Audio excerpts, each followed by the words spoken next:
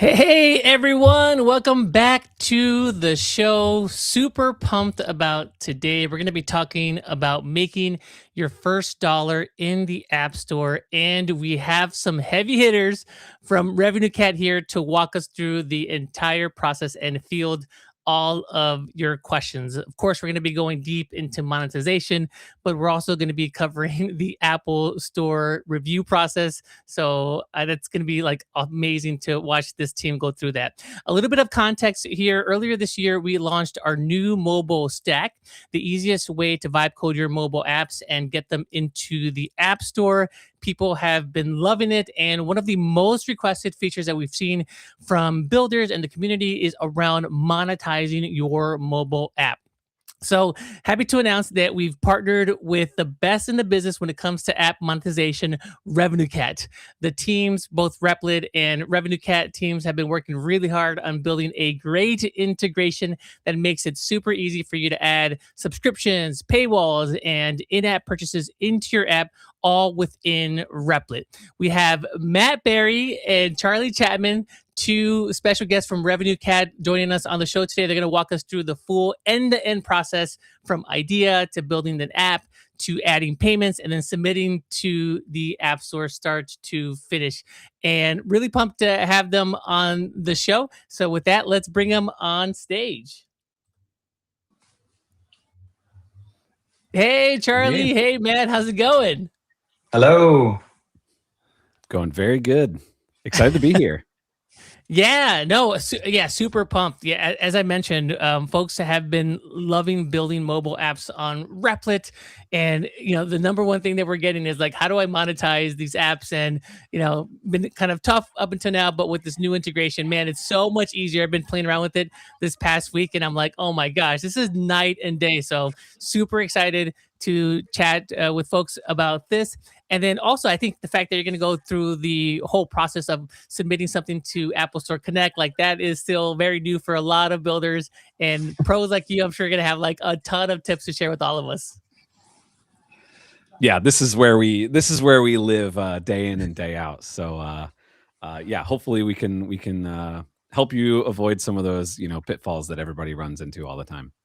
Yeah. Do we want to take a moment to introduce you to everybody and maybe tell us a little bit about RevenueCat?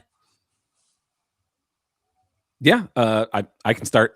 So I'm Charlie Chapman. I'm a developer advocate here at RevenueCat. And so I make lots of tutorials, this kind of content. And on the side, well before I joined RevenueCat, I was a RevenueCat customer because I'm also an indie developer. So I have been building apps for a really long time. The old-fashioned way with my hands on a keyboard. It's been a while since I've actually done that. But so I've lived inside of App Store Connect and monetization the sort of ugly way for a very long time. So yeah, I've been in the mines, I guess you could say. Yeah, I'm sure a bunch of awesome tips you're going to be sharing with us. Matt, how about yourself? Say hi to everybody. Tell us a little bit about yourself.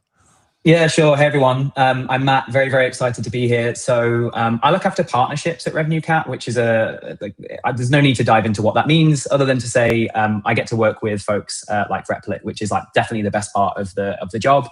And I am probably the complete opposite to Charlie when it comes to my experience with apps. So until the beginning of this year, I had zero experience of like how to build an app, how to ship it to the stores, how to make money really. But I actually went through that process at the start of the year. I vibe coded my own app. I got it onto the store. And two random people in the US, they might be listening to this stream. And if they are, thank you very much. They subscribed, they paid for a lifetime subscription. So I can say I've made some money on the App Store, which is, the aim of today, right? Like I'm just excited to hopefully show like more of you how to do that, because the barrier now is like so much lower with what, you guys at Replit are doing, what we're at RevenueCat are doing. And so, yeah, I'm a self-professed vibe coder and like a big fan of all this stuff. So I'm kind of excited to run through it. That's amazing, man. Making your first dollar in the App Store, you must have been like just partying it up. Oh yeah, I've got the email thing. I've printed it off. It's on the bedroom wall. This is the my first step towards I don't know, financial freedom. Maybe we'll see. Very neat. Do you want to talk a little bit about RevenueCat for folks that are unfamiliar? Yeah, I can jump in very quickly. Yeah, so I guess for folks that haven't heard about RevenueCat, like our our company mission is to help developers make more money. So it's like all comes back to that. And it doesn't matter whether you are a vibe coder like me or you're like a seasoned developer like Charlie, like everything we do is designed to help you make more money. And the kind of simplest way to describe that is when you're building a mobile app, you can, well, to collect payments and to make money, you need to integrate with the stores, right? The App Store on Apple, the Play Store on Google. But doing that yourself is just really difficult. Building the infrastructure, managing your paywalls, understanding how when somebody subscribes on your mobile app, that unlocks features in the app and keeping that all tied together. Very, very difficult. And Apple and Google will sometimes change things. And so you've got to be maintaining that kind of 24/7. And so at its core, that's the problem that RevenueCat solves, is that instead of doing that all yourself, you can implement our SDK, which is just a little bit of software that will sit inside your mobile app. And it abstracts all that complexity away. It allows you to add subscriptions and purchases, paywalls, all of that to your mobile app, and then manage that on kind of an ongoing basis, either through something like Replit, or we have a dashboard, which we'll dive into kind of later in the stream as well. So that's what we're all about. We have some other features that once you're on the store, you're growing, you're making money, that we can kind of design to help you grow more quickly. But at its core, if you take nothing else away, we're here to help you make more money. Yeah, I love it. Awesome. We're going to jump in to building and going through the workflow. I'll just ask folks in the chat, tell us about what you have been building. Have you built your first mobile app already? Or do you have some experience there? Have you monetized your app? What was your experience there? Drop all of your questions in the chat, and we'll come to them a little bit later in the show. We also have Rymar in the back checking out the questions and comments as well. So we're going to bring him on stage as well. Matt, what are we going to be covering today? What are we going to learn today?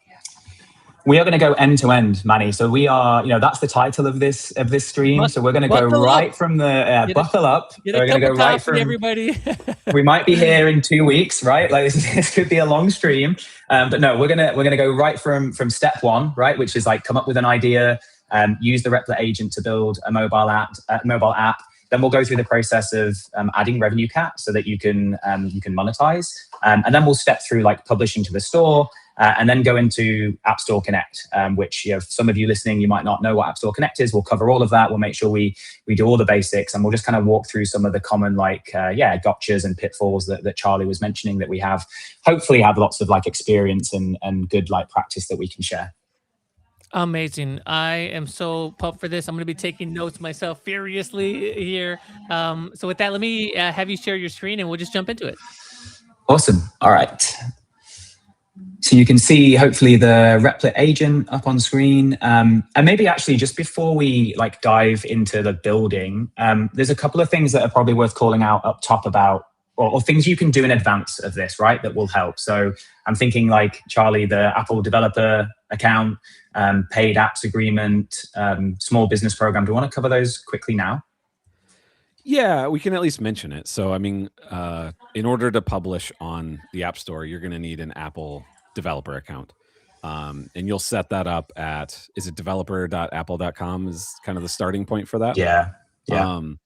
There's a lot of sort of complication that can go with that. There's a lot of agreements that you'll have to make with Apple. But something to note is there's kind of two paths you can go down. One of them is you can create a business account. But you can also just create a personal account, and a personal account is totally fine. And if your app takes off, like this is actually what happened with me. I had a personal account. The app sort of took off to the point where I needed to, treat it like a business and do taxes differently. You can transfer that into a business account. And that's totally fine. So don't get hung up on that. But once you have that account, I think that's kind of where we're starting off at this stage, Matt. Yeah, exactly. I was going to share the one thing I was going to quickly share before we move on is this little blog post that has some more information on this. So let me drop this into the chat quickly. There we go. And this is about the small business program, Matt? Correct. Yeah. Yeah. So that's another thing to note. If your app is making less than $1 million in a year, I believe that's still the number, then you're eligible for what Apple calls the small business program. So the way Apple's monetization kind of works here is any purchases you make inside of your app through Apple's in-app purchase system, Apple's going to take 30% of that. That's kind of the default. There's a bunch of other caveats, but it's not super important. But if you're In the small business program, they actually cut that in half, and they only take 15%. But that's not automatic. So assuming you're just now starting your app, it makes sense to just apply for the small business program right away. And that way, Apple's only taking 15% of those purchases as opposed to 30. And once you go over that, I believe they just automatically start taking the higher percentage. So it's not like you're hurting yourself if the app goes super viral and you immediately hit $1 million, which would be a great problem to have. But yeah, that's something we recommend everybody do whenever they get started, is just apply for the small business program right away. Awesome. Great tip. And I would just advise people to get started on the Apple developer account as well. It's going to be $100, I believe, or $99.99. And it can take a while. So yeah, get on that early. I think I also had to do the paid apps agreement as well. Is that necessary to start taking payments? Yes. There's a number, I think there's multiple agreements that you have to set up. Okay. And then in order to actually get paid, you'll have to set up banking information so Apple can actually, send you the money as well. So those are all steps that, as part of the account creation process, you'll want to do. And this is a good point, a good time to maybe point out too, getting a little ahead of ourselves, but I think it's relevant, is the agreements that Apple makes you, agree to. Those will stop your payments while you're testing from working. But you won't realize that because Apple's errors don't tell you that that's the case. So if you start running into weird, unexpected errors, the first thing we always tell people to do is go to App Store Connect and go to the agreements tab and see if there's any agreements you haven't agreed to. So weird, weird gotcha. But yeah, so always just kind of get into the habit of checking that if there's any new agreements. It won't stop your app from working in production. So you're fine there. But if your testing breaks, that's just a thing to be aware of. That's a good tip. I think I read into that last week. So yeah, thank you. Very common. Cool, Matt. So you just kicked off a build here. Tell us about it. Yeah, so exactly. So you may have seen me typing in the prompt, pretty simple at this point, but I just gave the agent a prompt asking it to build obviously a cat themed app. We take the cat theme very seriously at RevenueCat, so we couldn't go any other way. So that's now set off. I haven't said anything yet about monetization or RevenueCat. We'll do that in a moment. But that's what I've entered so far. I'd say one useful tip maybe to call out here is, like, firstly, you can use like agents and AI to help you perfect that prompt. So if you want to go deeper on specifying what you want the UI to look like and the features, then like don't be afraid to like use another tool to help you like shape that prompt. And then another really good source of info at this stage, if you have an idea of an app or like even just a vertical, there's a treasure trove of information already on the App Store that you can go and mine, right? Like there are lots of apps out there. If you find those that are maybe similar to what you're thinking of building, go and have a look at the reviews, maybe get an agent to aggregate them for you. Have a look at the things that people are saying, anything about features that might be missing or aren't working very well. That could give you something to then focus on. So I'd say that's like a great tip when you're just at this like ideation stage and you're prompting away and tweaking what the agent is building, leveraging some of that information that's out there to maybe ensure you've got something that is going to differentiate your app once it's like up and running is like a top tip. And Charlie, I'm curious, what was your app idea that you got published and monetized, and how did you come up with that? Well, I'm sorry, not Charlie. Sorry, I said Matt. I meant Matt. Oh, that makes more sense. Yeah. It was completely like selfish. So I play a lot of golf, and anyone else that play, I mean, I think it's applicable to like any other sport, but like a lot of the golf apps that you pay for, they're like super complex. They've got like a million features, and I just had this one very specific thing that I wanted to be able to like do better, which was just measure how far I hit the ball, basically with different clubs. Because I'm not very good, like that varies quite a lot, and so having an app that could like reliably track that and play that back to me when I'm on the course and like help me decide what club I should be hitting depending on like how far I am from the flag and all that kind of stuff. That was the idea. And so, I just built it. And before that, it was just I was just using a table in the Notes app on my iPhone, right? And like it was super manual. I was like, I can now just build a thing that will do this. And it looks, now there's 2 other people out there in the world that have also found that valuable, which is great. And I've got like so many, now I've shown it to so many people and had so much feedback. There are so many things I want to tweak and improve on it. But yeah, that was the idea. I love it. Yeah. Go ahead. Yeah. I was just going to say, like, pro tip, I can't tell you how many people I know that have businesses that started as I had a thing in notes that I was manually doing, and then I like turned it into an app, and then it grew into something. So if you're looking for ideas, go through your notes app, or if you have a weird reminder setup, because oftentimes those represent actually really good ideas.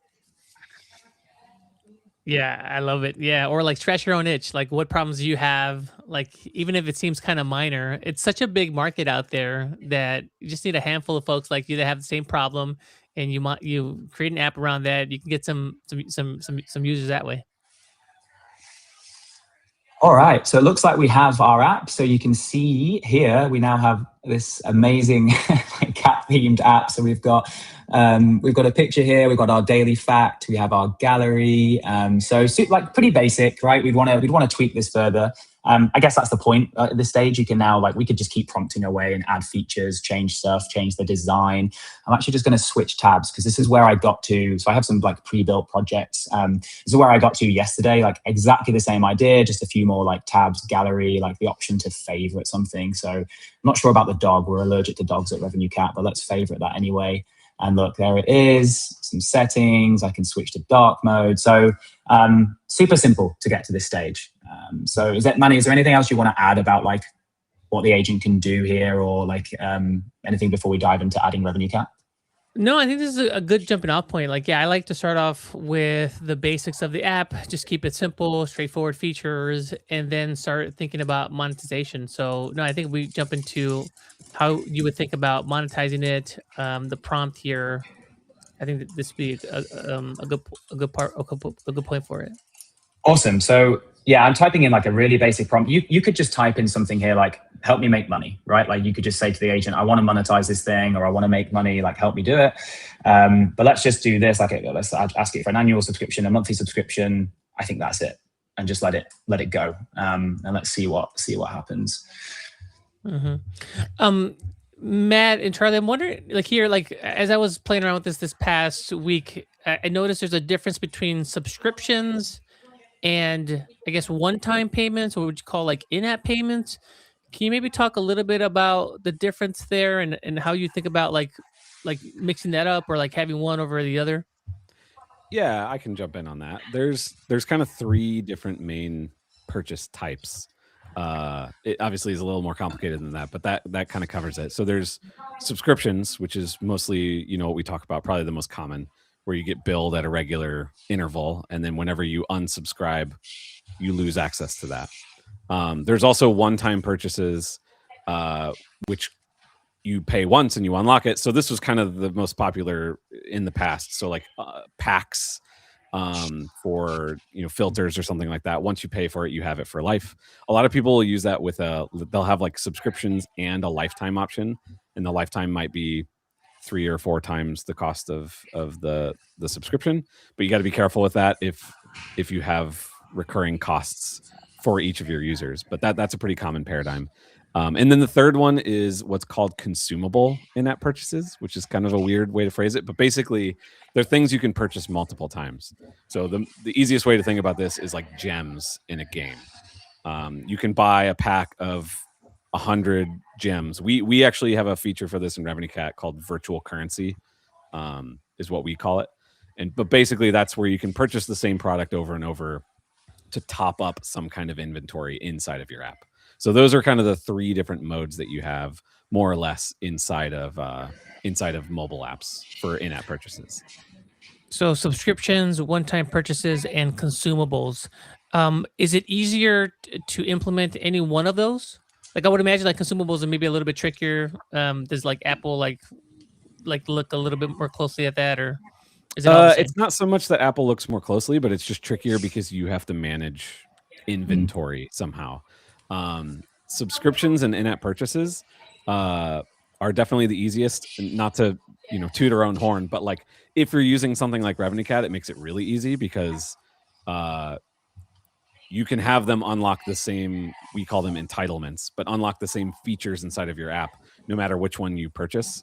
And it's super easy to kind of manage all of that inside of RevenueCat.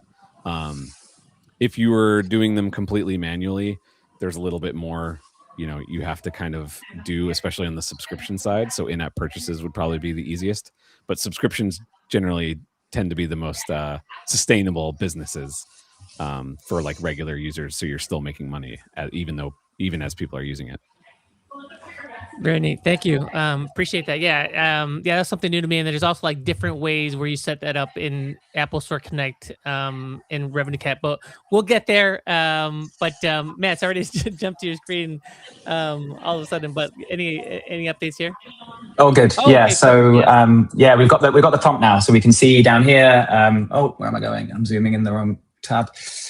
We've got the connect to RevenueCat. So the agent is like, yeah, let's do this, but we'll use RevenueCat to power subscription. So we'll hit connect, and this is initiating the OAuth flow or the connection to RevenueCat. Now, I have a RevenueCat account. So what's happening here is it's already recognized that, and it's just asking for the permissions that it needs to be able to administer that account on like my behalf. If you didn't have a RevenueCat account at this point, you can create one very, very, very, very easy. You can then give it access to all your projects or only selected projects. Now, projects is a RevenueCat term. It just means like it's the container for the app that you're building. So there's going to be a project now in RevenueCat called Perfect Day, that's what will happen once we set this up. I'd already connected RevenueCat to this when I was prepping everything yesterday, so I'm just gonna give it access to the single project just to make sure nothing goes wrong as we do this. But you can just leave it as like all projects when you're setting this up for the first time. And again, it's just a note. It's super easy to set up. You just go to revenuecat.com and you sign up for free, and you don't even need to, Manny, I don't think you need to do that. Like the flow, if you don't have an existing account, it will just prompt you there and then to connect it. So in that little window, so you don't need to hop over to our website or anything. You can just do it there. And then, on the point of like the pricing is a really good point. So there's no cost to get going with RevenueCat. You can create an account for free. In fact, it's free to use RevenueCat until you are generating over $2,500 in what we call monthly tracked revenue. So that's the amount, if we're thinking about an iOS app, that's the amount of revenue you're generating on the App Store. So until you hit that $2,500 mark, you get everything that RevenueCat provides for free. So same platform, same features that like OpenAI and some of our other like big customers are getting, you get to use it, which is kind of cool. And then when you pay, when you reach that $2,500, we charge 1% of that MTR amount. And so we have this kind of cool thing that happens sometimes when people get their first invoice from RevenueCat and they tweet about it like it's a good thing, because they're like, hey, I'm paying RevenueCat, which means I'm making money. Which is kind of unique in a way, right? Like it's different. That's a great place to be when your customers are happy to pay you money. It's a big milestone for them. Exactly. All right, just for time's sake, I've skipped to like another project where I'd added RevenueCat and gone through this flow already. So you can see on the left-hand side what the agent has done. So we've got confirmation that RevenueCat's fully integrated. It's created two different what we call products in RevenueCat. So that's just the monthly subscription at $2.99, the annual subscription. And then Charlie was talking about like entitlements, and that's what we're talking about here. So it's the difference between what like a user gets when they download your app and they haven't paid versus then when they pay and unlock the entitlement. This is now what they get access to. So we've got this new rare breeds tab at the bottom, which they have access to. Yeah, I can't wait to check that one out. Like unlimited favorites, etc., etc. And then the other big thing that will now be available is a paywall. So if I try and access that rare breeds tab, you'll see this screen. If I click this button, we get a paywall. So I imagine most people on this stream will be very familiar with paywalls, exactly the same as you see in like any other app when you're going to like pay for a subscription. But like super important, right? This is the point at which you're trying to convert like a free user into a paid user. And so that's all taken place like and done for you in the background. So the agent has gone, connected the RevenueCat account, created these products in RevenueCat in our kind of like sandbox environment, spun up the paywall for you, and you can now kind of tweak and prompt the design. So in fact, that could be the next thing we test. Like if I looked at that and I was like, you know what, that paywall looks cool, but let's make the paywall blue. Which is a really terrible prompt, but you get the idea. You'll see the agent go away and make those changes.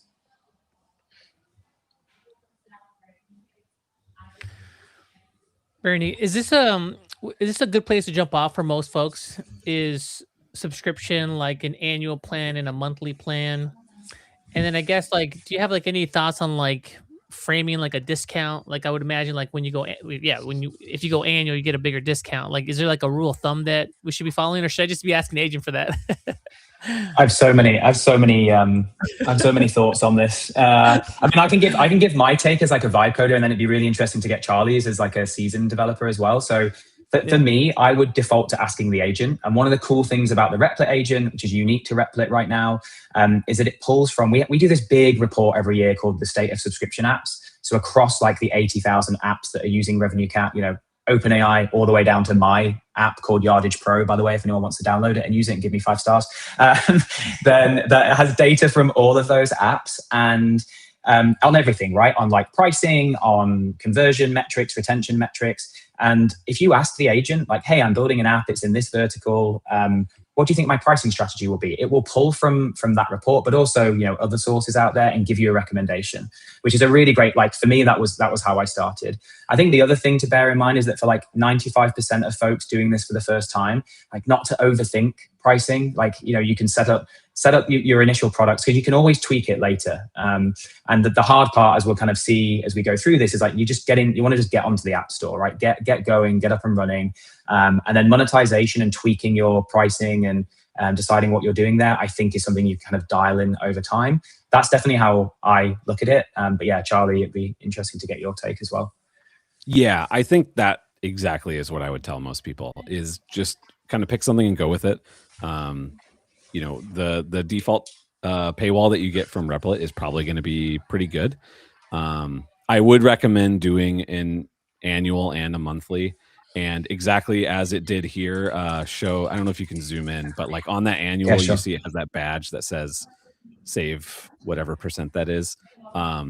That performs very well. And so I would definitely recommend doing that. That's part of why you want both of them there, to have that point of comparison.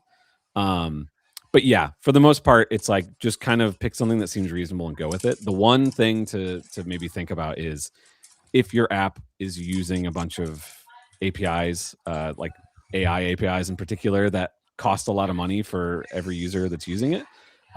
Think about that when you're thinking about your pricing, because you don't want to end up in a situation where the app goes viral and you got millions of people using it and you're actually losing money on every user. And then you kind of get into a kind of a scary situation. So that's the one thing to really think about. But outside of that, you can always experiment with this later.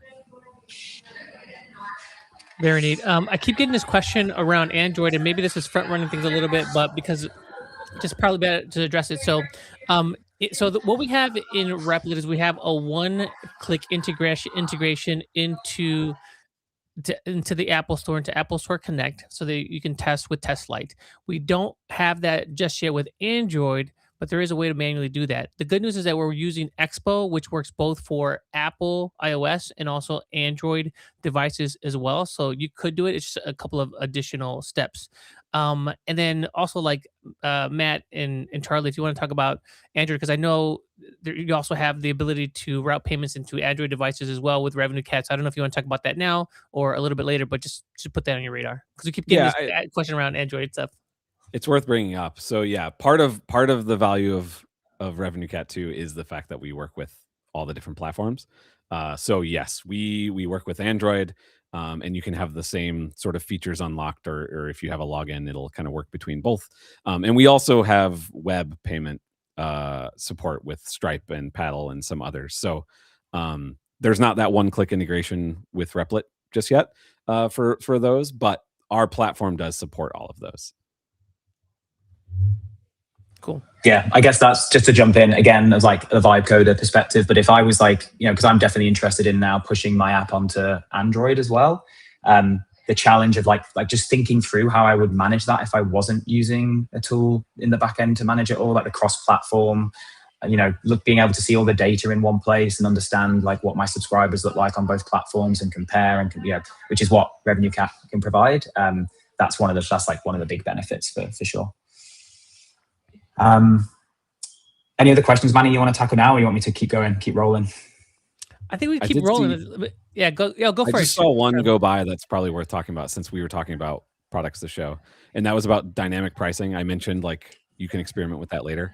Matt will get into it as we get to it, but you can do kind of dynamic pricing where you can experiment with it, but you're going to have to create each of these as like products inside of App Store Connect. So it is a thing you can do. It's a little clunkier than maybe what you're used to on the web if you're using Stripe or something.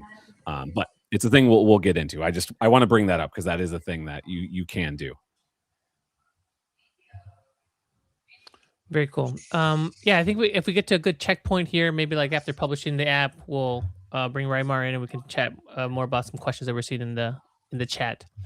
All right, that sounds good. Let's keep rolling then. So just to show the outcome of kind of what we were just talking about with this, like I asked about, what I want to update the pricing. What would you recommend? The agent's gone away and done a bit of analysis against the market, which is very, very cool, very easy. And it's given me a recommendation on what it thinks the pricing should be. So I can just say like, yes, like make that change. And what will happen in the background is the agent will go off, update the pricing of the products in RevenueCat, and then that will be reflected back, once the preview reloads.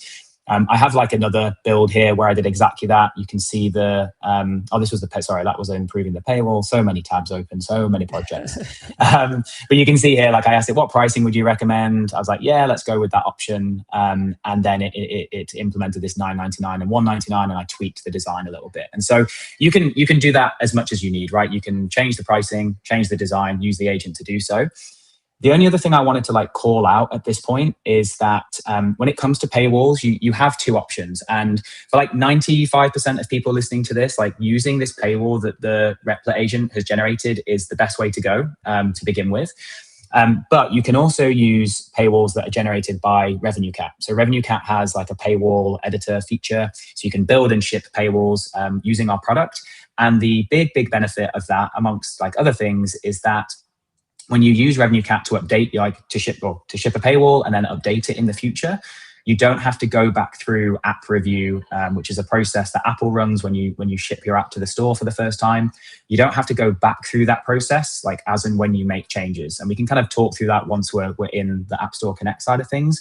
But it just means you can like remotely configure things. So if I all of a sudden wanted to put a dog on the paywall or just change the design in some way, I can go to RevenueCat, I can do that, and then it would be reflected straight away in the paywall that users see without having to push a big update or go through app review.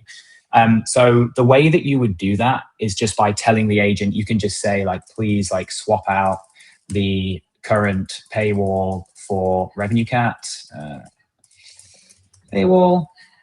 It will go off and it will do that. And if I quickly hop over, this is probably a good point just to hop over to RevenueCat itself. So this is RevenueCat. This is the dashboard you have access to. Along the top here, you can see all my different apps or projects, as we call them, and we're in the perfect day project here. On this left-hand side, if I go down to paywalls, what happened when I did this yesterday, when I was preparing for this, is the agent went off and created this paywall in RevenueCat. So you can see in this inactive tab, we have this template. If I click into this, what you'll find is sort of like a Figma style editor. So this is great for someone that's maybe you have a very, very specific design you want to replicate, because you can tweak everything on this paywall as you would do if you were designing something in Figma, and you can make that look and feel exactly how you want to using the editor. It obviously requires you to get comfortable using this.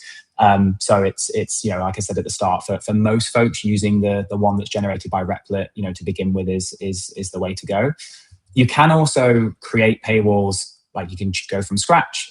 You can actually browse a template gallery we have. So if that one that the agent has picked isn't the most suitable, you could pick another template and work from there.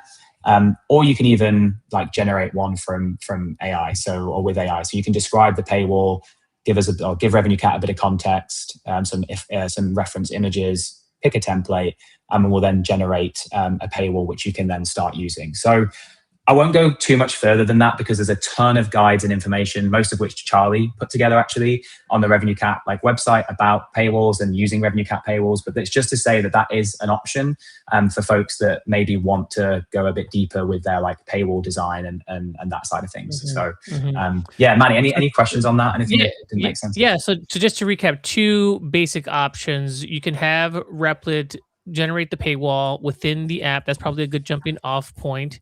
But the problem is that if you want to change that in the future, you have to redeploy the app within Replit and resubmit it to Apple Store Connect and then resubmit it for review. And that is super painful.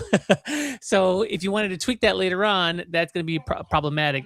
But I didn't know that you can vibe code a custom RevenueCat paywall from within Replit, which is awesome. And then here's another question that came up in terms of bringing brand elements into Replit. So yeah, you can totally do that. So if you're jumping off a build or you're kicking off a build, you can bring in assets, logos, color palettes, and describe that to Replit Agent or show it to Replit Agent or load it up as assets. And Replit Agent will use that to build out your app. And then I would imagine that then Agent can also leverage that to build out your custom RevenueCat paywall. Is that fair, Matt? So today, no. Today it will just choose one of those templates that I showed you from the gallery. But coming soon, that will be possible because where we're headed with our paywalls is that you'll be able to prompt your way to a pretty complex design. And so the thinking there is that, we'll just make it possible for people to do that from within Replit as well. And so the same thing will apply.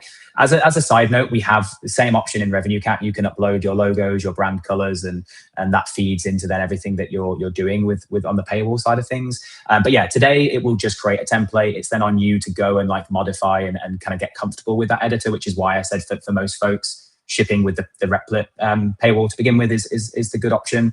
But in the future, that we'll definitely be able to do what you're describing.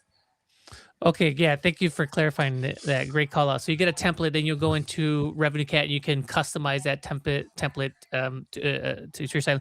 And then the other thing to call out is that you can also do A/B testing if you go the RevenueCat route as well, right? So if you want to try out different payment schemes and mechanisms, you can put a whole bunch of different variations within RevenueCat and test those. And again, without having to resubmit to the App Store. Yeah, that's a really, really good call out. So, I mean, we didn't want to go too deep into RevenueCat, but you can see here from our dashboard all these different sections on the left-hand side.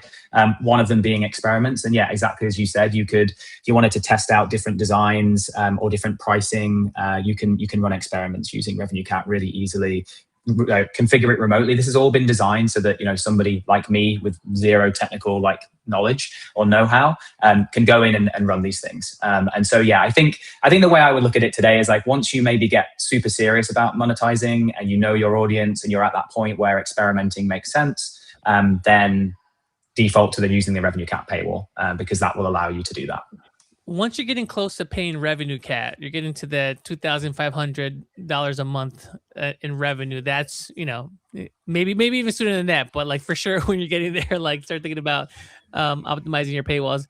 A question here from Diana. So in terms of this having to happen before, so right now what we're doing is we're setting things up before we submit to the App Store. We're going to submit to the App Store, and then there's going to be some additional setup that we have to do. But this is just setting up the paywall, testing things before we deploy the app and before we submit to the App Store. So that's coming up. Correct. Yeah, that's where we're headed right now. So that's a timely question. So we can kind of move on to do that. The only other thing I wanted to quickly show on the point of testing is this is we've gone back now to using the Replit paywall, not the RevenueCat paywall. I can test this from here, right? Let's do a monthly purchase. You'll see this test store message because we're just initiating a sandbox purchase essentially. So if I do that and then hop back into RevenueCat and go back to this overview, and on this top right corner here, click sandbox. Look at that. We have somebody that has purchased a few seconds ago their monthly subscription. So we're already at $2, which is awesome. And you can click into that customer. You can see a little bit more detail. I won't go too deep into this, but you can just, the point is at this stage, you can make sure that that RevenueCat connection is all working well and those test transactions are going through. That means you've set up everything correctly, and we can now kind of move on to deploying to the store. All right, so let's do that now. So I could, I guess, Manny, I could just like click publish to store down here on the bottom right. And we'll kind of watch what happens. Okay, so we've got the name, we've got the icon, public. Yeah, that all looks good. Let's click publish. Mm-hmm. Yeah, so now what's happening here is Replit is publishing the application. And then after this is published, we'll get the option to publish the app to Apple Store Connect for additional work and review. Yeah, that's exactly it. Now, I actually did this. Do you guys know what Blue Peter is? Or is that a very UK reference? That's very UK. Okay, yeah, there's blank expression. So Blue Peter was this. If anyone in the chat can help me out and prove it's not a made up thing. Blue Peter was this like kids TV. I think it's still running actually, and it was on when I was a kid, so it's old now. But it's this kids TV show in the UK, and they were famous for always whenever they were doing they do like cooking demonstrations and like art things. And then they'd always say like, here's one I made earlier. Like, they'd kind of turn around to the oven and they'd put like an unbaked cake in, and then out comes like a baked cake. And so, yeah, anyway, that's what I feel. I keep wanting to say that. I'm like, here's a project I made earlier. So yeah, anyway. So this is in the chat. I have? Oh, good. Oh, okay. Yes. Awesome. You can have a free subscription to my app just for saying that.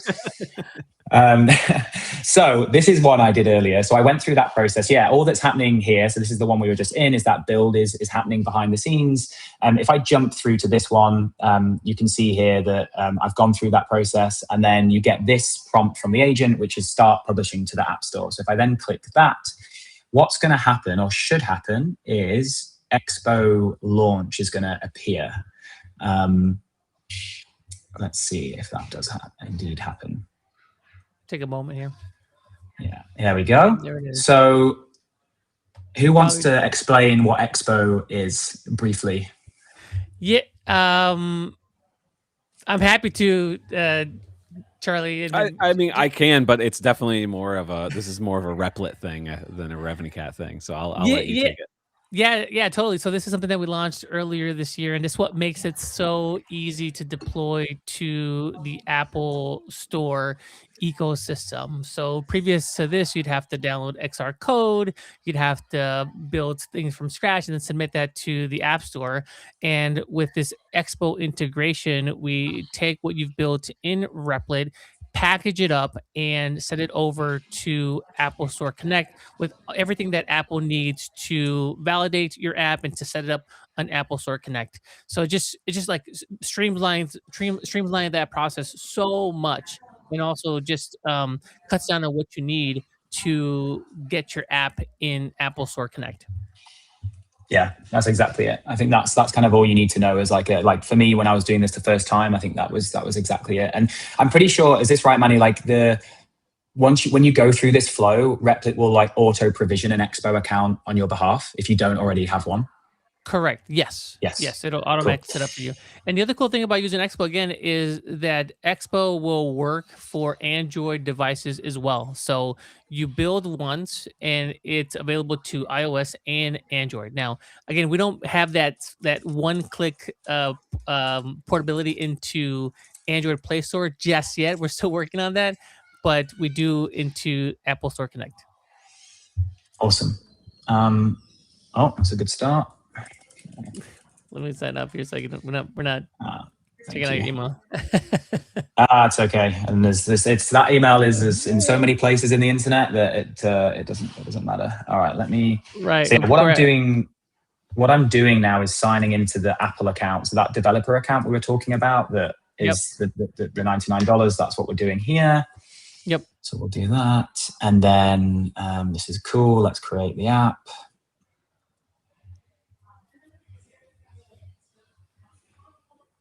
Okay.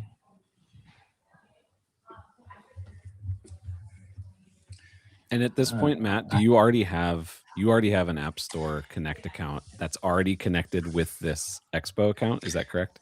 Correct. Yeah.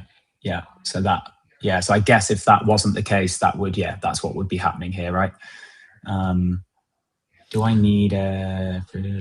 Yeah, you'll need to create a new certificate here. And okay, fine. Yeah, I've had to go back. If you go to, I can go off screen, but if you go to that link, manually configure and just delete the oldest certificate and then resubmit this, it should create it again for you. Okay. But as you're doing that, yeah, go ahead. No, I was going to say I'll see if I can do that. If not, I already have like a build done that we'll just jump to that and use that one for the App Store Connect bit. But let me see if I can do this. Try that. I think it's a good time to bring on Rymar onto the stage. What's up, dude? How's it going? What's going on, everybody? Oh man, thanks for all your help in the chat and all the links, dude. Really appreciate it. Any questions that we missed from the chat that to catch up on? Oh yeah, there's a ton. Let's see. As usual, people want to know how much it costs. So if we could go over like, the app. You mean the app, right? The building. Yeah, the app itself, and then also like maybe you can touch on the revenue pricing because there are a couple of questions on that, and then people asking about changing their pricing plans too. So maybe you want to cover the RevenueCat pricing just real quickly again, how that works. I'm sure the app you built was pretty inexpensive in Replit, but yeah. I don't know, like let's maybe go through again, just RevenueCat pricing real quick. And then also people have questions about like, I think you mentioned dynamic pricing, if they want to change their pricing, like there's a couple questions around pricing. So maybe we can hover around that if that makes sense. And then there's a ton of questions in here that we can just run through if we got time. Yeah, I mean, I can jump in and talk about it from sort of after the Replit side. Yep. So the first cost is going to be, like we mentioned, the Apple developer account. So that's $100 a year. And that is the thing you just pay up front to create that account. After that, there's zero cost on the RevenueCat side until your app is making more than $2,500. So everything before that, you have every single feature, it's free. After that, it's 1% of tracked revenue is so it scales up. So it's not like, you suddenly hit some threshold and all of a sudden you have this really big bill. It's just kind of linear with how much you're making. Does this work in web apps or is this just mobile apps? That's like another thing people are asking. It's a good question. So kind of the premise is it's for mobile app primarily. So for apps on the App Store or Google Play Store or like the Amazon App Store or Roku, we support a bunch of these different app stores. But we do also have integrations with web payments. So you can use it with a website. I would say that our whole structure is built for mobile apps. So a lot of the features are more aimed at if you have a mobile app and you also want to have a way to purchase a subscription on the web, you can do that and pull it all in together into RevenueCat. And we support that. And that uses either Stripe or Paddle. I think there's actually some other providers now for the sort of web payment side. And then we'll merge them all together so you can see like those dashboards we kind of looked at. It'll show all of those all combined in one place. Got it. How easy is it for folks to like change their pricing? There's a question here about if I start out with a $299 a month plan and then I want to change to $499, is that like something I can do easily in the back of RevenueCat? Is that like how complicated is that process? So the products that you're selling are sort of locked. They're kind of locked on a price. You can change it, but the important thing is you have to change that in Apple or if it's on Android in Google's system to make that change.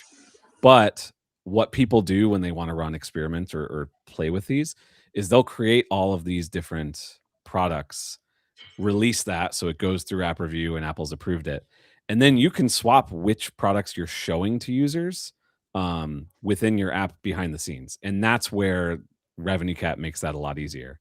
So you could create a $299 product and then a $499 product and a $1099 product. All of those exist. And then inside of RevenueCat, you can be like, all right, let's show half of the people a paywall that only shows one of those and the other half a paywall that only shows, you know, the higher price, and then run an experiment and let that run for 2 weeks or whatever, and see which one, you know, ends up making the most money. So that's how you would do that.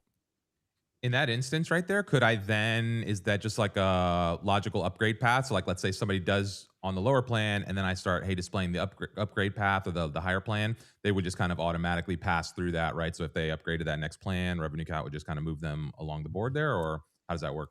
If I'm understanding correctly, it's like if somebody was shown the cheaper one, you decided the more expensive one is worth more, so you say this one wins. The people that are on the cheap one will stay on the cheap one. Right, but let's say I come back to the path. Is there a way to upgrade that? Or if I see that again, like, could I put that in front of people as like, hey, the price just went up or whatever, now it's a new plan, and then those people would update and that would resubscribe them at that new rate? Or basically, like, I'm kind of grandfathering them on that other path, and then I decide when or how I would like move them to the next year. Like, let's say I just added a bunch of features and I just want to increase the price, you know, at the next renewal or something like that. Is there a path for that type of thing? Kind of. It's like many things with the App Store. It's a lot more complicated than on web. If you go down in price, you can just change the price of the thing that everybody subscribed to and go down, and then they'll just get that lower price the next time they renew. To go up, there are more recently ways to do that, but you have to get approvals on that. It's not something you can just willy-nilly change, because Apple and Google are very, very protective of users' trust in being willing to spend, which is why you get a lot better conversion on these stores. But it also means you're a little bit more limited on what you can do, or at least it's a little bit more difficult. But it is technically possible to do those upgrade paths now, but it's a little more challenging. Great. Very neat. I think let's get back to the build, and we'll come back for more Q&A. Thanks, Ramar. Right on.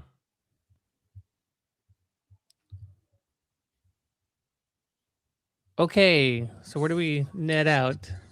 All right, so this is still publishing. So what I'm going to do now, though, is I'm going to jump to App Store Connect. So I've signed in as this is my as under my developer account.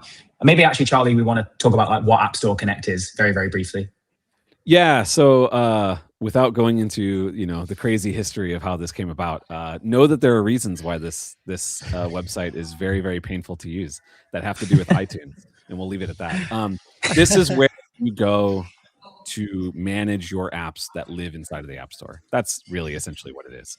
So both the apps themselves and then the products that you sell within those apps, that's all managed inside of App Store Connect. Yeah. So once you get to this stage, like the agent will get you here, and we'll also help you set up, because if you have subscriptions or in-app purchases, you have to do some configuration in App Store Connect on that side of things, and also make sure that's connected to RevenueCat. The agent will take care of all of that. I'm hoping like this build will finish in time that we can like show that flow off, because that is something really neat actually that the Replit team have implemented. But yeah, so here you can see my apps that are like in App Store Connect. So these are all apps I've developed or designed. Developed makes me sound like a proper developer, that I've vibe coded and then I've uploaded to App Store Connect. So this is what I did yesterday. So I'll just jump into that as a starting point. And this is basically where you're now going to go to prepare your app for submission to Apple. So you've got to go through a series of sections, which you can kind of see on this left-hand side, some of which are required and you have to complete before you can submit, some of which are kind of optional. And Charlie and I can kind of step through this as we go through, and we can point out the bits that are definitely required, some of the bits that are optional, and we can share some kind of tips and tricks. Can you zoom in, by the way? Of course I can. Yeah, sorry. Of course I can. Yeah, please tell me if I'm driving. Sorry, I've gone back now. My driving's not good enough. There we go. Perfect. Before doing that, Charlie, I was going to quickly talk about Test Flight, because at this point you can get your app on Test Flight, right? And we can have a look at it. So yeah, maybe again you could explain what Test Flight is and how we can use it, and I'll pull up my on my phone and we can show it on the screen. Yeah, so Test Flight is basically Apple's way for you to do beta testing. So just like sending your app into the App Store, there actually is a review process for Test Flight, which is kind of annoying, to be honest, but it's a thing to be aware of. So whenever you submit builds from Replit through Expo to the App Store, where it's going to land is in App Store Connect, and you'll be able to see them, as we can see right here, in test flight. And so from here, you can actually share them with yourself or people who you add into your App Store Connect like project, and that's actually like instant. But you can also share them publicly, so you can create a public link, share it on Twitter or wherever, and have other people download it. That's the one that requires an app review, but it's way less stringent than in the App Store. And importantly, when it comes to monetization, any purchases you make inside of a test flight app are not real. And you'll see the pop-up that pops up to make the purchase. It'll say this is for testing purposes only, and you will not actually be charged. So test flight's a good place to do another check on, is my purchasing, working correctly? And inside of RevenueCat, those will show just like we saw earlier in the sandbox mode. They won't show as real purchases, obviously. Can you guys see my phone screen now? Hopefully. Yep, yeah. So that's exactly what I did. So yesterday so you can see there's a couple of builds here in App Store Connect. This version 2 effectively is the one I just triggered with the agent that we're kind of waiting for. But this first version is the one I uploaded yesterday. And once I did that, I created a testing group on test flight. I entered my own email. I invited myself. So I got an email, I accepted the invite, and then this is test flight on the right hand side. This is test flight on my phone. You can see the app at the top. So if I now go into that, it is now like an app, and it is performing and behaving as it would do on the phone once it's like available through the App Store. So you can click through, make sure it's all working as expected. As Charlie said, we can go to the paywall. We can subscribe. Let's do the more expensive one this time. We should see the same. Oh, we don't see the message. Okay, so that's. I think Apple hides that in the. Whenever you're screen recording, which is kind of annoying. But if you've made a purchase on your phone, it looks exactly like that. The only difference is that little extra text that says this is for testing purposes only. Oh, that's interesting. Okay, that's a good thing to know. And that won't show here, or will show. Wait, where are we? I'm in the wrong. Right, perfect day. It should show inside of your sandbox data in looking at the RevenueCat dashboard now.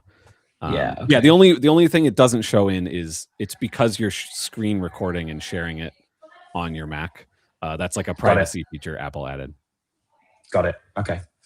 Mm-hmm. And one other thing to note is that you can also test your app in Replit with the Expo application. So that's one layer of testing you can do. And you can also test payments there as well, valid payments, invalid payments, and you'll see that on the RevenueCat platform. But then here in test flight, this is like the closest thing to production that you're going to see.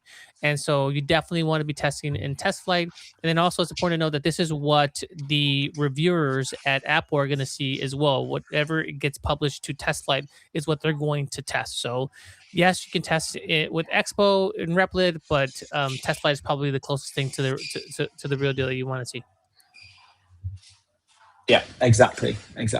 Okay, cool. All right, should we keep rolling then? So we've got a second build, which is cool. That's now completed.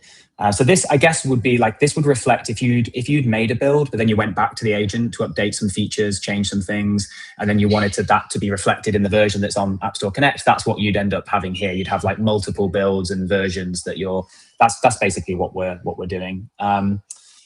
Should we tackle everything we need to do, Charlie, to get through app review now? Yeah, let's do it.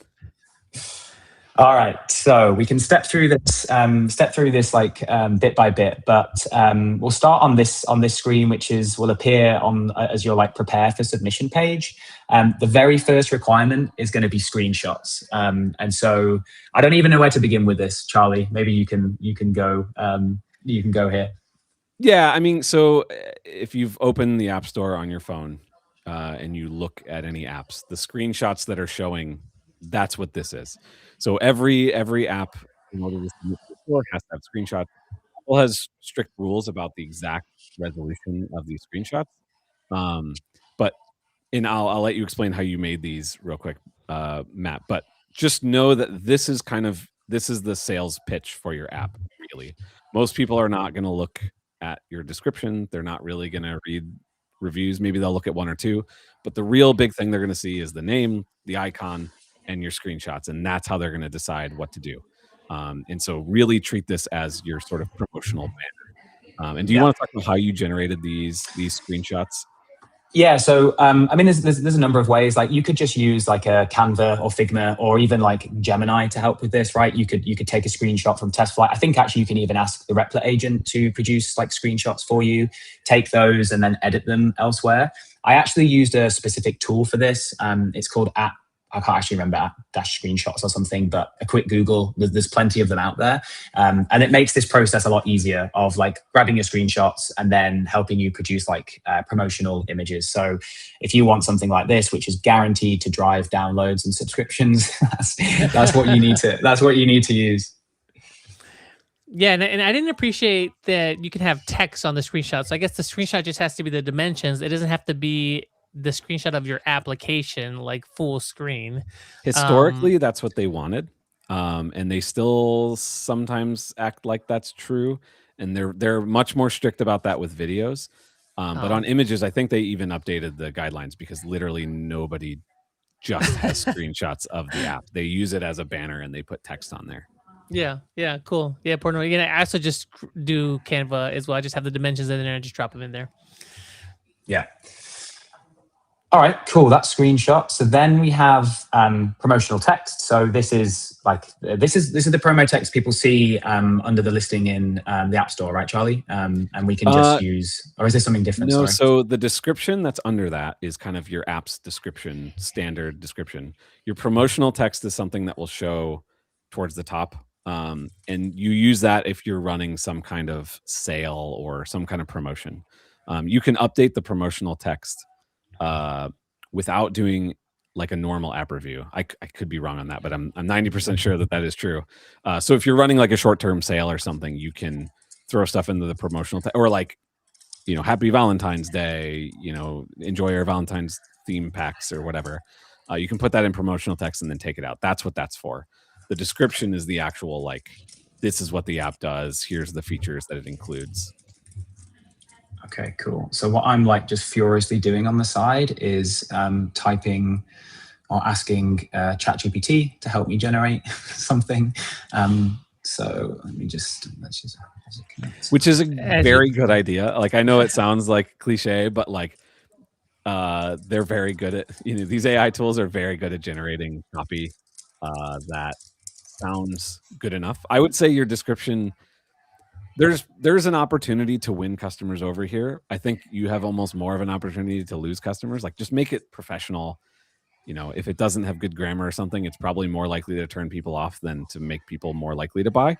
Your real sales pitch, like I said, is your screenshots and your name. But description is definitely something you want to, put a list of your features that you think people are going to think is important, that kind of thing in there. Yeah. Okay. Well, let's put some promo text in. We can come back to this description. And text. While you're doing that too, I'll do. Here's another very, very weird tip. So there is a App Store guideline that says you have to include a link to your terms and conditions inside of your description.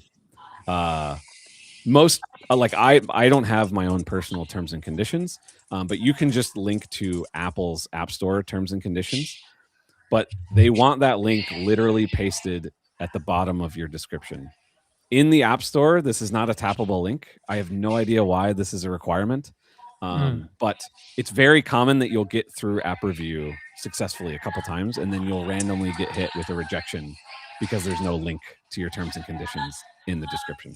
So just a little thing to help you get past one of these random little hurdles that you'll run into in app review is just go ahead and include that link from the get-go, and then you don't have to worry about that later. Awesome, dude. Dropping this tribal knowledge here for us. It's so strange because there's a field we'll see later to do your privacy policy, and they have a separate field for that. But for some reason, the terms and conditions is not like that. Good call out. All right, cool. And then I've shared that link. We can pop that in the chat as well so people can grab it. What about keywords, Charlie? Do you want to cover quickly what those are and how to pull those together? Yeah, keywords is like a massive topic into its own. If you're familiar with SEO, inside of the app stores, there's the same term. It's called ASO, App Store Optimization. The title of your app is the most important thing in terms of people finding your app through searching on the App Store. And then the next and most important thing is the keywords. So there's a lot of tools you can use. If once you start wanting to kind of optimize and really try to make money on the store, one of the best ways to start without spending a bunch of money on ads is to use tools like there's a App Figures is a really popular one. There's a Mac app called Astro that's very popular. And these are tools that let you kind of hunt around for valuable keywords that maybe are ripe for you taking advantage of.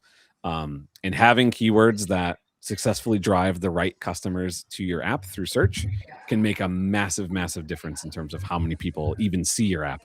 And then ultimately, if sales funnel ultimately lead to an actual sale. So keywords, super duper important. But I'm not going to go super deep into all the details there, other than don't repeat keywords. I've been told that a million times. Never repeat keywords. Don't waste any characters on that. ASO is like we could run a whole other session on that side of we things. have done many webinars on ASO. Yeah, exactly. Yeah. All right, cool. Then we've got the support URL, the marketing URL, the version, copyright. I can't remember which of these is required. Is the support URL is required, is it? I believe support URL is the one that's required. And that can literally just be, a static website that has an email on it. Yeah, I'm pretty sure I created like an external, like public facing Notion page for this with like a contact email for my app. And it was as simple as that. Mm-hmm. What I've done is I've asked Agent to build a landing page for this, for both support and privacy as well. And it's linked to the same project, and I just dropped the URL for that. Nice.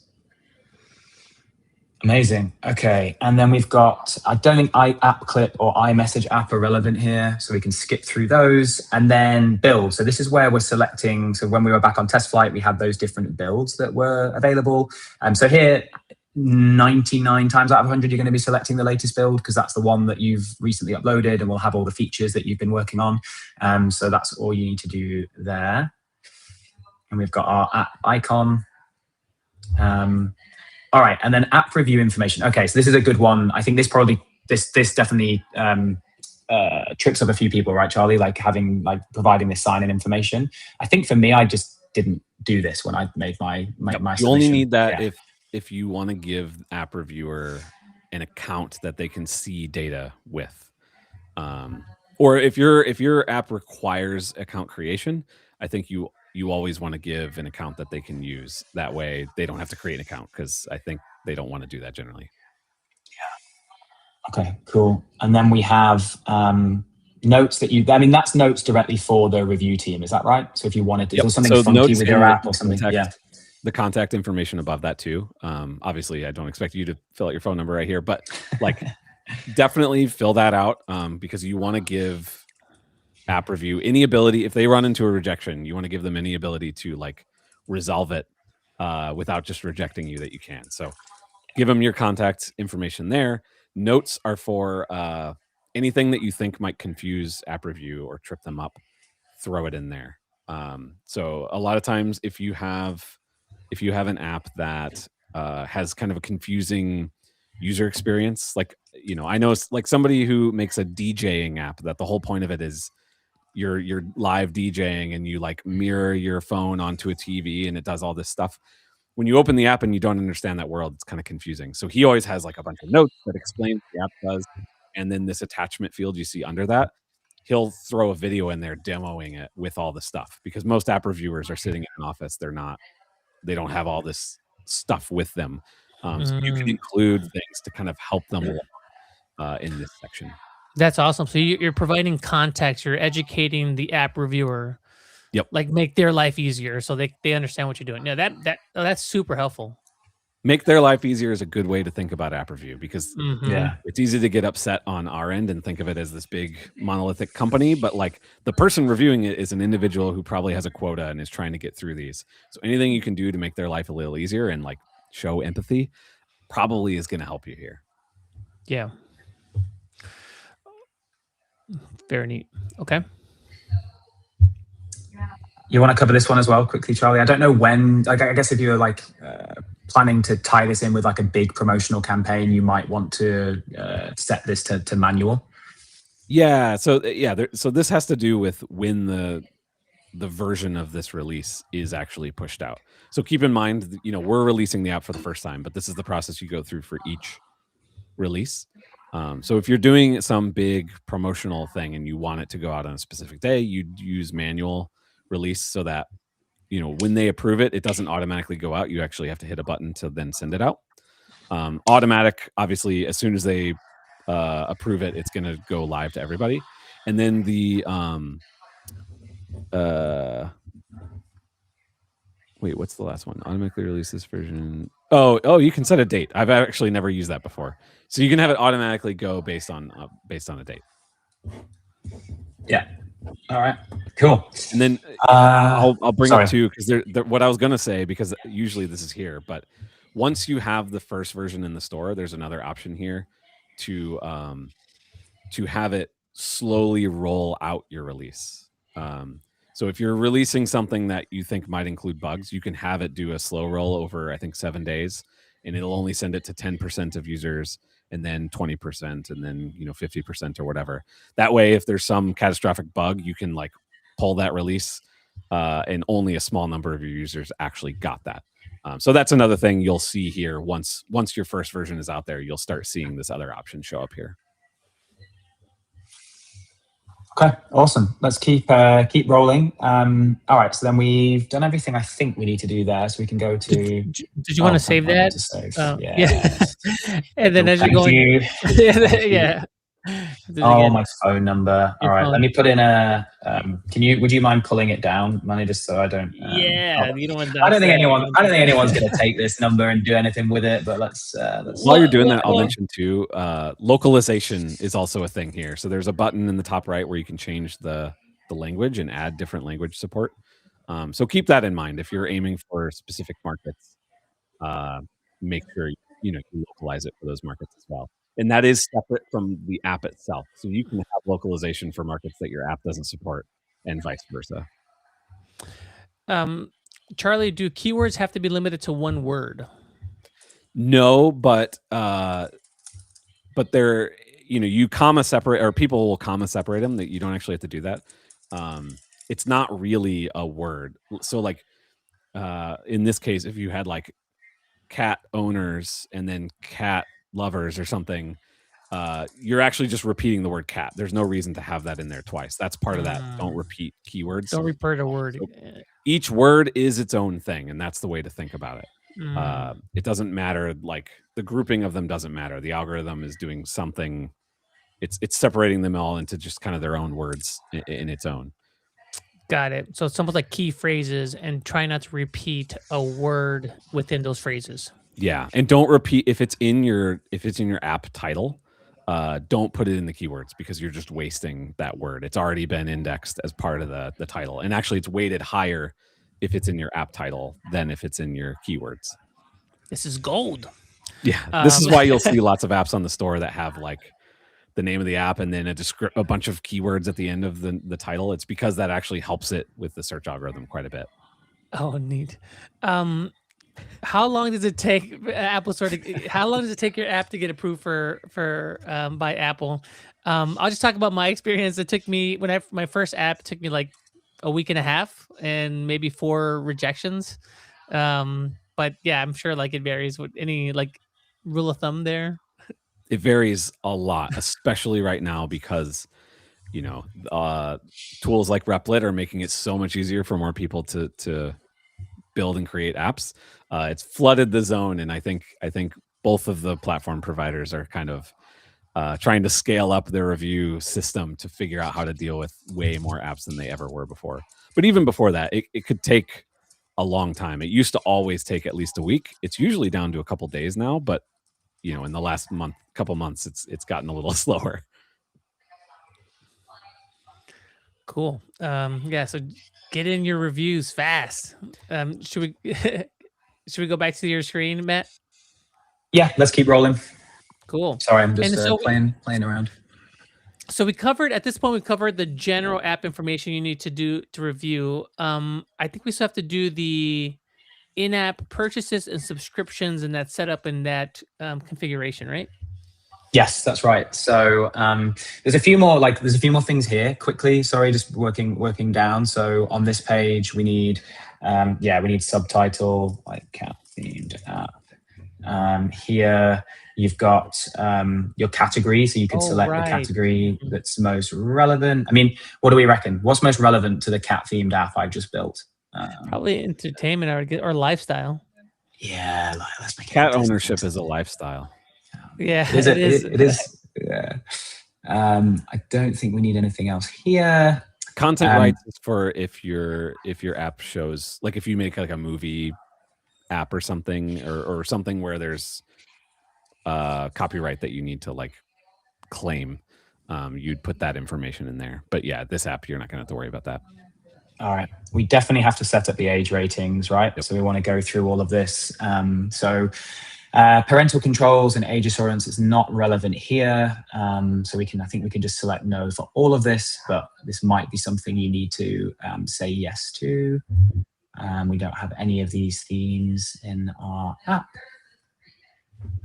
None, no, none. Okay. No cats fighting each other, so I can say no, no, no, no. Okay. Okay, and it's kind of not, so it's not applicable, which is fine. But obviously, yeah, if this was an app that was designed for children or had any of those like themes that you saw flash up, then this is where you would flag that. So can hit save. Okay. And then we have app encryption documentation. I don't think that's relevant, or is it? I don't know. You're smiling, which means I'm smiling because it's an annoying thing that many people will run into. So whenever you go to like publish on TestFlight or something, it'll often ask you, "Do you have encryption?" And you have to say like, "No, I'm not using any of these specific encryption algorithms." There are certain jurisdictions where you have to like legally declare that you're using them.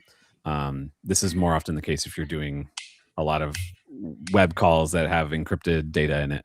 But no, in this case, I don't think you need to do that here. Okay, great. We don't need to worry about the Vietnam game license, I don't think, or the regulated medical devices, App Store server notifications. I don't think we need to worry about it. I think that's everything for this page. Yep. Right. I think, all right, click save. What have I done here? If one of my is already being used. Oh no. Oh yeah. Mm-hmm. Oh yeah. So it has to be a unique name on the store. You can't use the same name as somebody else. Yeah. Ran into this yesterday. All right. Let's quickly cover off a couple of others. So like app privacy. So we need to run through this, right, Charlie? Yes. And you hit edit to do this. So yeah, I saw that question. Do we need a privacy URL? Yes, you definitely do. And this is where Replit is great at generating websites that you can then link people to. So Replit's great for that. Like Matt said, you could also literally just create a public like Notion page or something like that. It's not very strict rules here, but it is something that you do need. Yeah, I just went into Agent, and in the same project that I was working on for my mobile app, I just said, hey, like create for me a URL with privacy details, and it generated the URL. I just had to republish it and just took that and dropped it in here. It was just fine. Yep. Cool. Accessibility. I don't think there's anything here that's required, Charlie, but you could go into, no. Yeah, you could fill this out to sort of say all the accessibility features your app provides, but it's not a requirement. Yeah. All right, cool. I think that's like most of the stuff, required things anyway. We can jump to the monetization stuff now, like the subscriptions and in-app purchases and setting that up. So what hasn't happened so far is when the agent was building the mobile app and connecting RevenueCat and setting everything up, it was doing that with Sandbox, or what we call like test store products, to allow us to test the flow. And now what we need to do is sync like the real products that exist in RevenueCat with App Store Connect. Now, Replit has a flow for this, and I've been like off screen furiously trying to get the agent to like show me how to do it, and I can't get it to trigger it. It might be because I was building this yesterday, and therefore I don't see the flow. I've asked it to try and, what did it say? Yeah, I think it might be this. It's only possible the flow is triggered when you initiate a new test flight build, which we did, but it doesn't seem to. Let me just check another project quickly.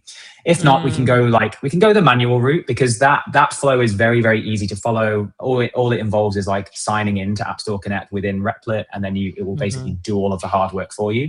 So if we can't get it, we'll show you the slow way of doing it, and then the nice news is you don't need to do that, because it will all be taken care of for you. We're just going to show you what the world looked like before we had this solution. And the good news, I recorded a demo video with that flow as well, so people can check that out. But yeah, if we want to go the manual route, we can show that and just like tell people what you can now do in Replit. Yeah, I don't think it's going to prompt me anywhere. All right, we can walk through the manual route, I think. Let's just make sure I'm using the right project, which would be, so this is one is just published. Is it that one then? It doesn't matter. Okay. All right, let's do this, Charlie. So I need to do all of the like P8 key stuff, don't I? So it might be worth, if I should like pull up the like RevenueCat documentation, and we can use that as our like guiding thing. Yeah, that probably makes sense. And just to explain what it is, you're doing, it's, I guess you already kind of did, but it's like we have these. Actually, I'll let you explain it, because I wasn't expecting to see that there already. Yeah, so as I was saying, when we were toying around with the agent and we were building the app, what was actually happening in the back? Well, what happens in the background in RevenueCat is all the products, as we call them, are spun up within RevenueCat itself. So you can see it's happened a few times. Like I've confused it by playing around with it today and yesterday, and this is probably a result of me disconnecting RevenueCat and reconnecting it. But if you just told it to build a monthly and an annual, all you would see here would be, bring that back. You would see a monthly and an annual product, and that's just representing the subscriptions that you've set up. And when we're testing things in test flight, as we showed earlier, in testing those purchases and looking at the results in the sandbox environment in RevenueCat, that's using our test store. And the reason we have that is that it's really difficult to test like with the actual native like App Store API. So that's what that is doing. But now what we now need to do is the agent has also created the actual like the proper products, I guess, the actual like iOS products here.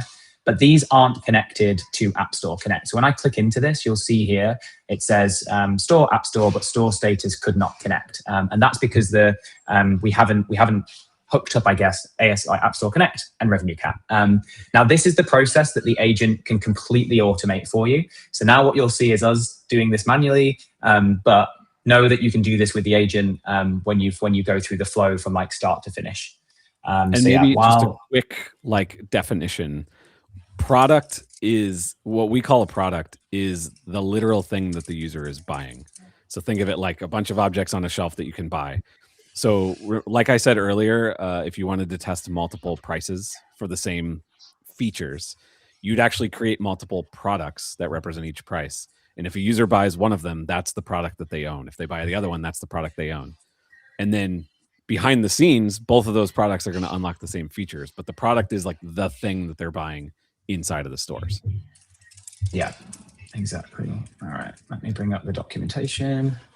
And so it created all those products inside of RevenueCat, but then that has to be linked to real products that exist inside of App Store Connect as well. And that's the part that will happen automatically now, but because of the timing of when Matt set all of this up, it actually wasn't there. So, I mean, it could just be you can just blame me. It's probably something I've done wrong, right? Like it's nothing to do with Replit. It's all RevenueCat. It's all me.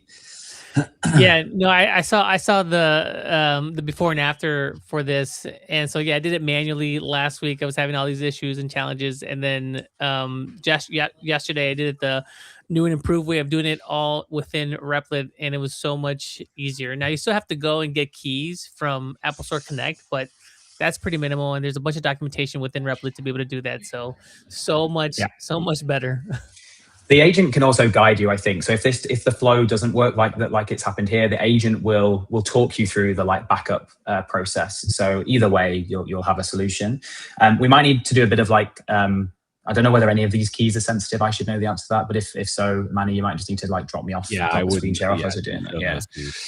Okay. I mean, the fact it's called a secret probably is the That's a good indicator.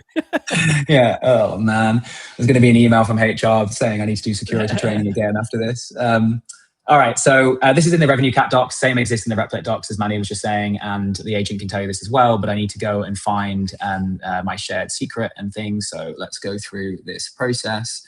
So I can go to App Store Connect, go to My Apps at the top, App Information, and then General. So let's go to. I was just in there, wasn't I? Oh wow! And the point of this connection we're making right now is to give RevenueCat the ability to reach into App Store Connect for this product information. That's it. Because as you can imagine, Apple's pretty protective about the security around all of this. Where am I going here? I'm sorry. Which one are you looking for? I'm looking for. No, I'm looking. I think I'm looking at the wrong thing here. Hey, I don't need that.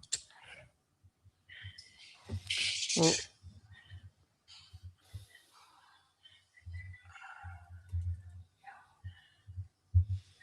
yeah, no, this is shared secret. So generating app information, general section. Select manage under the. Manage on the app specific share secret section from the right hand side. Okay. I think if you go back to RevenueCat, and then on the left hand side, integrations on the bottom. Mm-hmm. Yeah. And then I was just, or is it app and providers? It's apps and providers, and then if you go to the keys. Sorry. Yeah. Okay. Oh, there it is. There you it have is. a link to. Or configuration, sorry, not API keys. API keys is for people reaching into the RevenueCat API. So here, if you want to,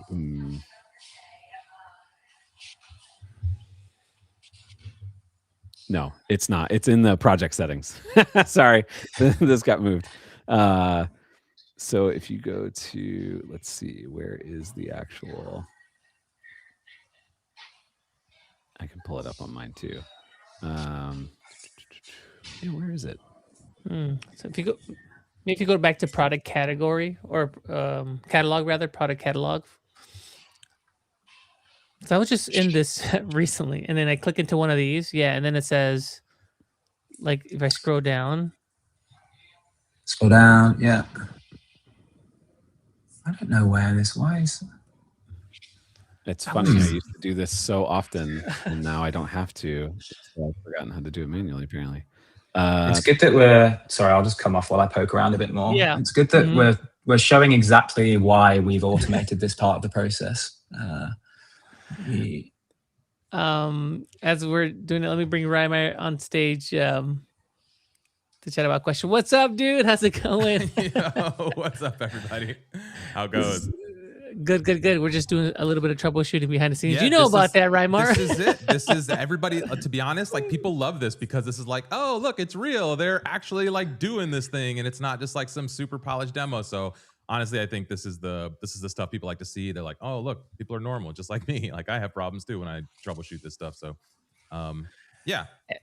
As Matt, as you're troubleshooting that, I guess there's a good question here around go to market and getting eyeballs on your app, like after it's been deployed.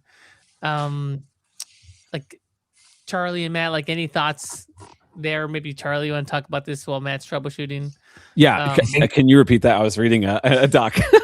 Oh, Sorry. no worries.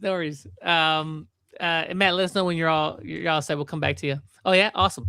Go to market. So like once your app is in the App Store, great. And then like getting eyeballs on it, like any general techniques here, because I think that's one of the things that people struggle with the most is getting actual users to the app. Yeah, that's definitely the hardest part. And it's one of the reasons why we de-emphasize the like A/B testing and experiments at the beginning stage, because a lot of people will start focusing on that, but they don't have users coming in the first place. The two biggest ways, well, three biggest ways are ASO, so focusing on those keywords and finding users where they're coming to the store with problems. If you can get one of those keywords, you can get a significant amount of users at least to look at your app in the App Store. And then you can look at inside of App Store Connect, you can look at analytics to see, how many people are looking at your page and how many are clicking download, and you can try and improve that metric by adjusting your screenshots and stuff. And then you work your way down the funnel in terms of improving your onboarding and paywall and stuff to get people, to actually convert. The other way is paid ads, basically. So you can run, Instagram, TikTok, Twitter, those kinds of ads definitely do work well, but obviously you have to be making enough money per person to make those ads still make sense. So that's something that's challenging, but a lot of people have scaled really, really big, figuring that out.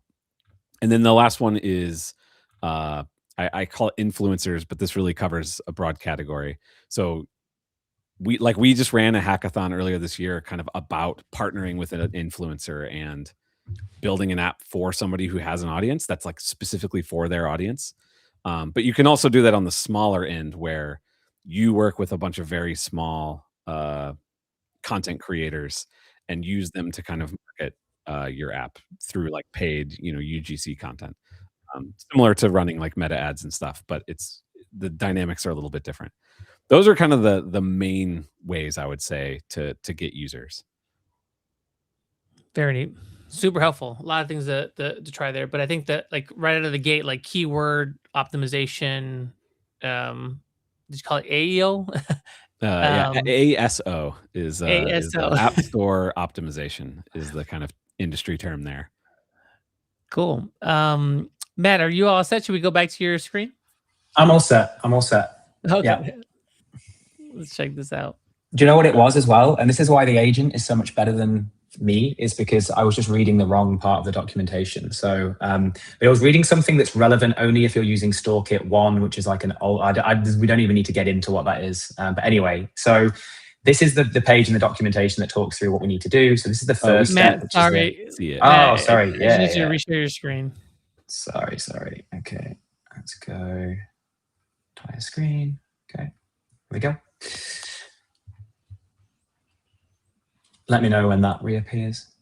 We're good. All right. So here are the instructions that we needed. So the first thing we're going to generate is the in-app purchase key, which is here.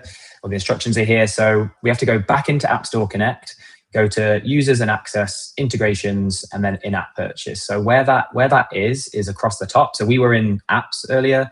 Across the top here, you've got users and access. You've then got more tabs here, which took me 30 seconds to see that, but then you've got integrations there, and here's where you can generate that key. And so if we jump back to the instructions, we want to just do the plus symbol, generate something, download the API key, and then we're going to upload that into RevenueCat. So let me do that now.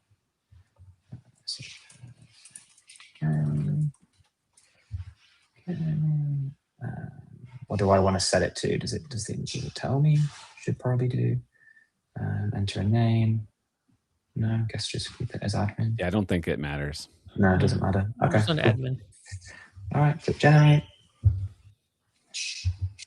All right, and there it is. I'll download it. Download. All right, great. And then we have to hop back into RevenueCat, go to apps and providers, in-app purchase key configuration.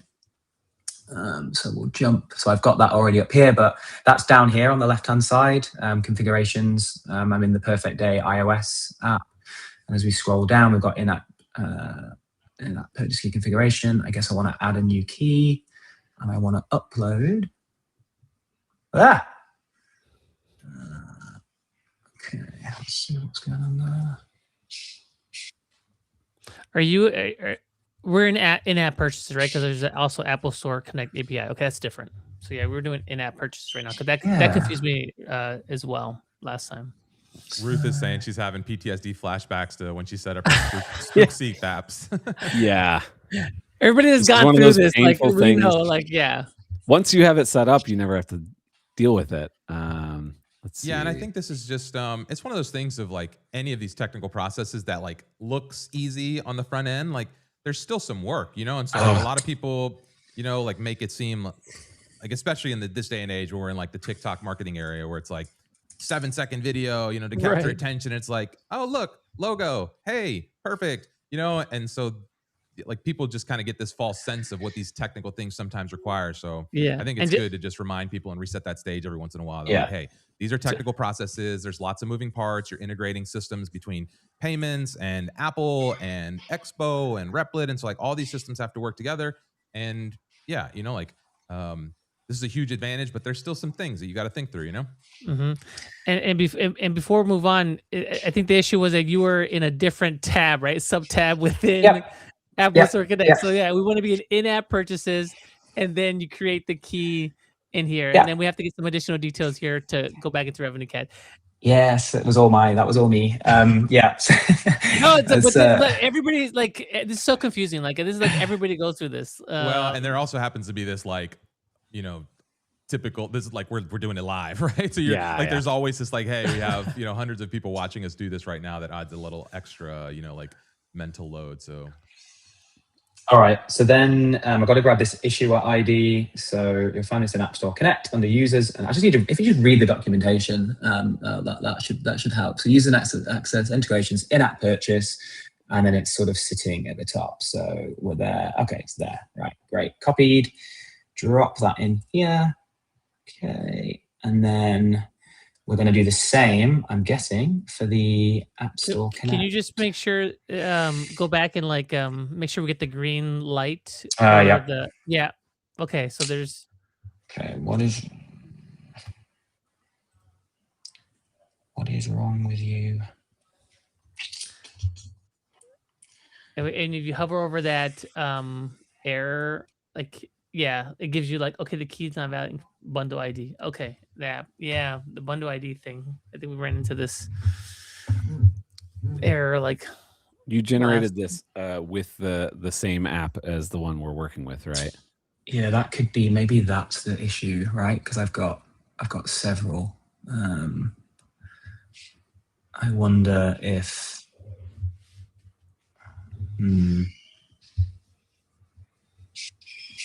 Well, would this be at the app level, Charlie? It's because it's at the user access and information. But for in-app purchases, I thought it was connected to it. Or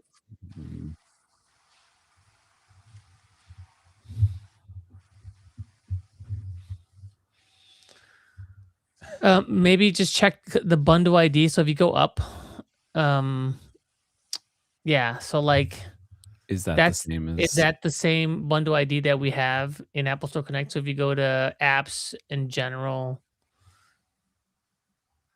general information, and then we scroll down the Apple, so the bundle ID is different. Oh, there's a 2. Yeah, because I think when you renamed it, I wonder if it changed the Detective Manny over here. Wow. Oh no, I ran into this last week. So but this, again, this just goes to point out, like, it's the smallest little details that make all the difference, right? Like we showed the other day on the stream where, hey, if you remove like one little character, you could break the whole app. You know, like I can just drop that in here. Is that what we're saying? Yeah. Not that. That one, yeah.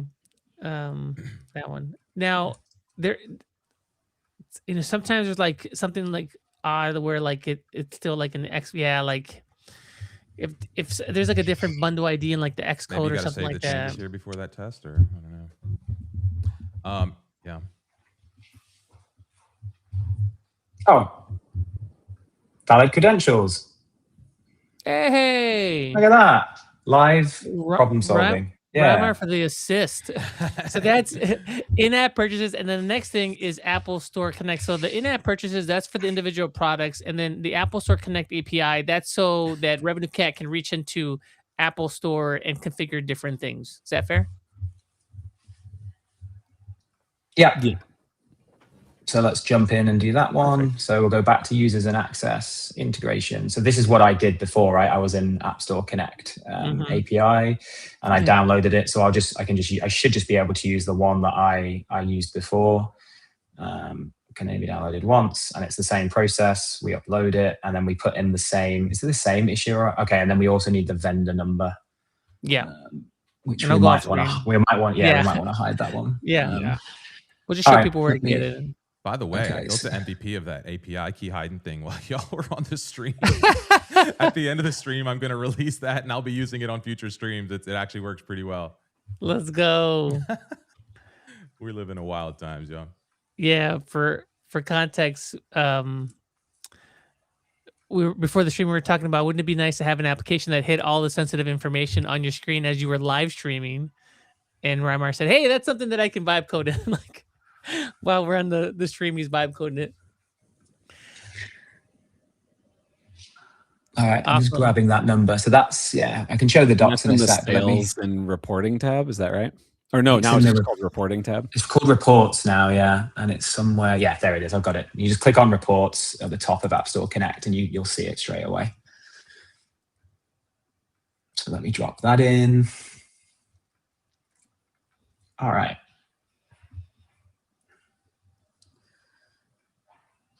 Okay.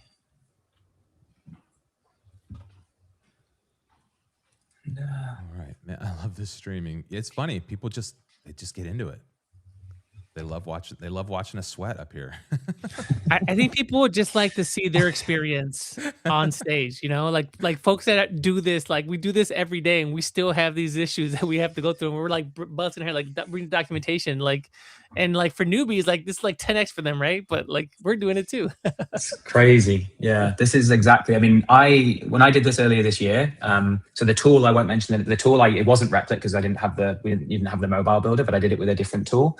But they didn't have the automation that we're talking about that Replit now provides. So I went through all of this manually. And if it wasn't for the fact that Charlie had recorded a similar YouTube video going literally step by step by step by step, I wouldn't have been able to do it. And we live and breathe this stuff as well, and we find it difficult. So it's the fact that you guys are going to automate this side of things is mega. All right, I think that has worked. I think we're all good now there. So I'll reshare in a second. Yeah. Reshare your screen, then I'll bring it up. All right, so.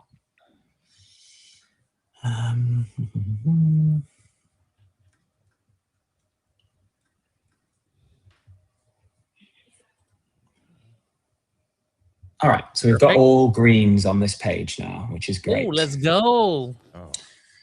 So now we can head, once we've done that, if we go back to the docs, so we've done created our products. Sorry, I'm skipping around a little bit. Okay, so now we can import our products. So continuing, which we don't need to do. So Charlie, I can jump into, so if I go back actually to the products now, we got one here, and it's now saying not found, which is good, right? Because that means we are connected to the App Store or ASC. So now you're looking. So we're looking at RevenueCat. We're looking at a product, and RevenueCat is telling you, I see this product, but I can see App Store Connect, but I don't see the product in there. That is what this is now telling you now. So I can now click create new product. Okay, so we've got a name, reference name, so we can call that. That's fine to leave as is. It's a auto renewable subscription. It's a monthly subscription group name, which that's the name that will appear in App Store Connect, right? Yeah. So the subscription group is an important concept to talk about here. So. Like we talked about, the product is the individual thing that the person's buying. But when it comes to subscriptions, you can have multiple products that are inside of the same group of subscriptions.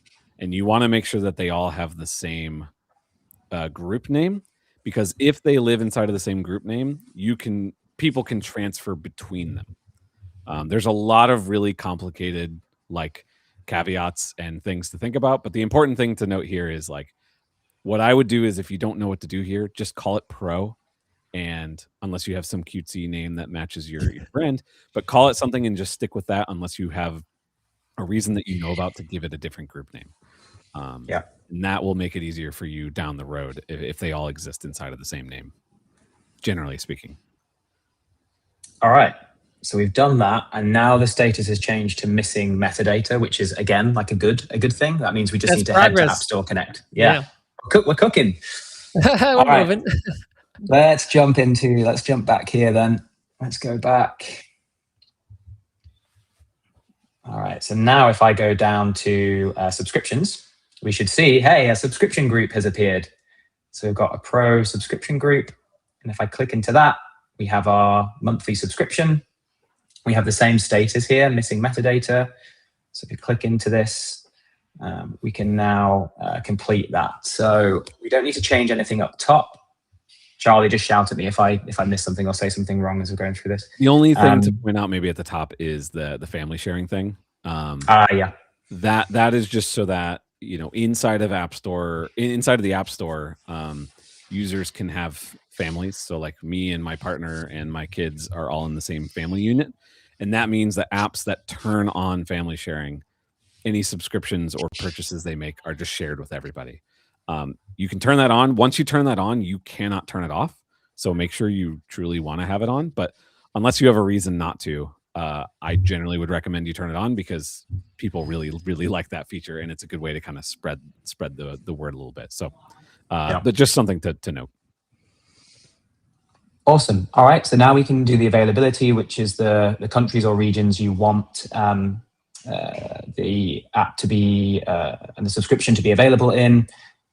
I would suggest, unless you have any reason you don't want to set this as kind of global, like Charlie, what would any kind of flag you would say here? Like, I think I just made it available everywhere when I was shipping my app. Yeah, I mean, generally speaking, it's like if you're a company and you have a legal department and you can't operate in certain places or whatever, you might limit that. And it's important to note that this availability is separate from your app's availability. And you might, looking at this, even realize like the products that you put in the App Store also go through review as their own separate sort of app review. And so that's kind of an important thing to note here. And so products can be available only in certain places, just like your app. And those are kind of separate things, even though a product is part of an app. Yeah. All right. And then we can do the pricing. So we can set the pricing for this. What did we set the monthly to when we were in the agent? I can't remember what we landed on. I think it was like $3.99. The monthly was, I think it was it $2.99? I honestly don't remember. All right. We want to make sure those match in real life. Yeah. We'll go $2.99. Yeah, and here, did we select all markets or just the U.S. market earlier? We selected all. Oh, okay, yeah, yes. Because somebody was asking about like different markets, and what I like about this is you select one price for U.S. and then it automatically calculates the equivalent price across all other markets. Yeah. So if you don't, that's really, really, really easy. Really easy little, to do. Little point there too is this is like Apple's algorithm for it, but you can manually change what each market is. Some people will use different kind of tools to do that. But yeah, so you can control each of those individually if you want as well. Cool. And then we've got the localization. Charlie, any like tips here other than just, calling it something that makes sense? That's basically it. Yeah. Call it something that makes sense. This is what we'll show in that like Apple pop-up that's not part of your ad that Apple themselves owns, or sorry, not part of your app that Apple owns. That pop-up is going to show the products with this text in it. So, make sure it matches what your app is saying that they're buying. Otherwise, they'll be very confused. Yeah. And then image here, I think, that's optional. Tax category, match to parent app. So I think we can, something for us to configure there. And then we need to add a screenshot, right? Like we need to add a screenshot of the paywall effectively. Okay, let me see if I can grab that quickly. And here, it's a screenshot of your paywall. I believe inside of Replit itself, you can you can generate a screenshot, and it does have to match the resolution of your app, just like everything. But unlike the screenshots we talked about earlier, don't add text or anything around this. You just want this to be a raw screenshot. This is just for the app reviewer to look at. It's not going to be publicly shown. Yeah, and this is to your point, right? This is almost like a review within the review. This is them reviewing this like subscription on top of then the review of the the app itself. Yeah. All right. So I think that's everything. If I click save.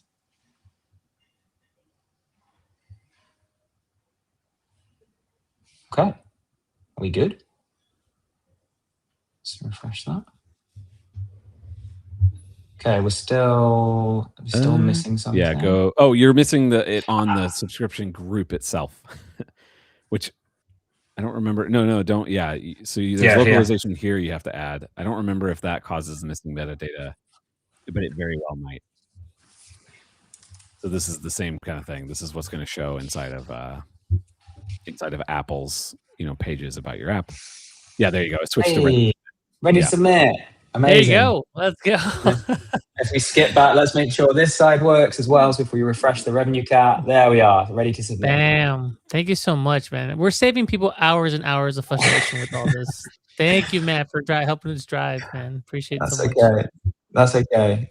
So yeah, I guess you would just you would repeat that, right? So that we've got the annual. We don't need to do that now, but we have the annual. So you'd set that one up as well, and any others that you need to add in-app purchases. So that's probably worth mentioning the difference. That would be I think on my app, I know I have a lifetime purchase option.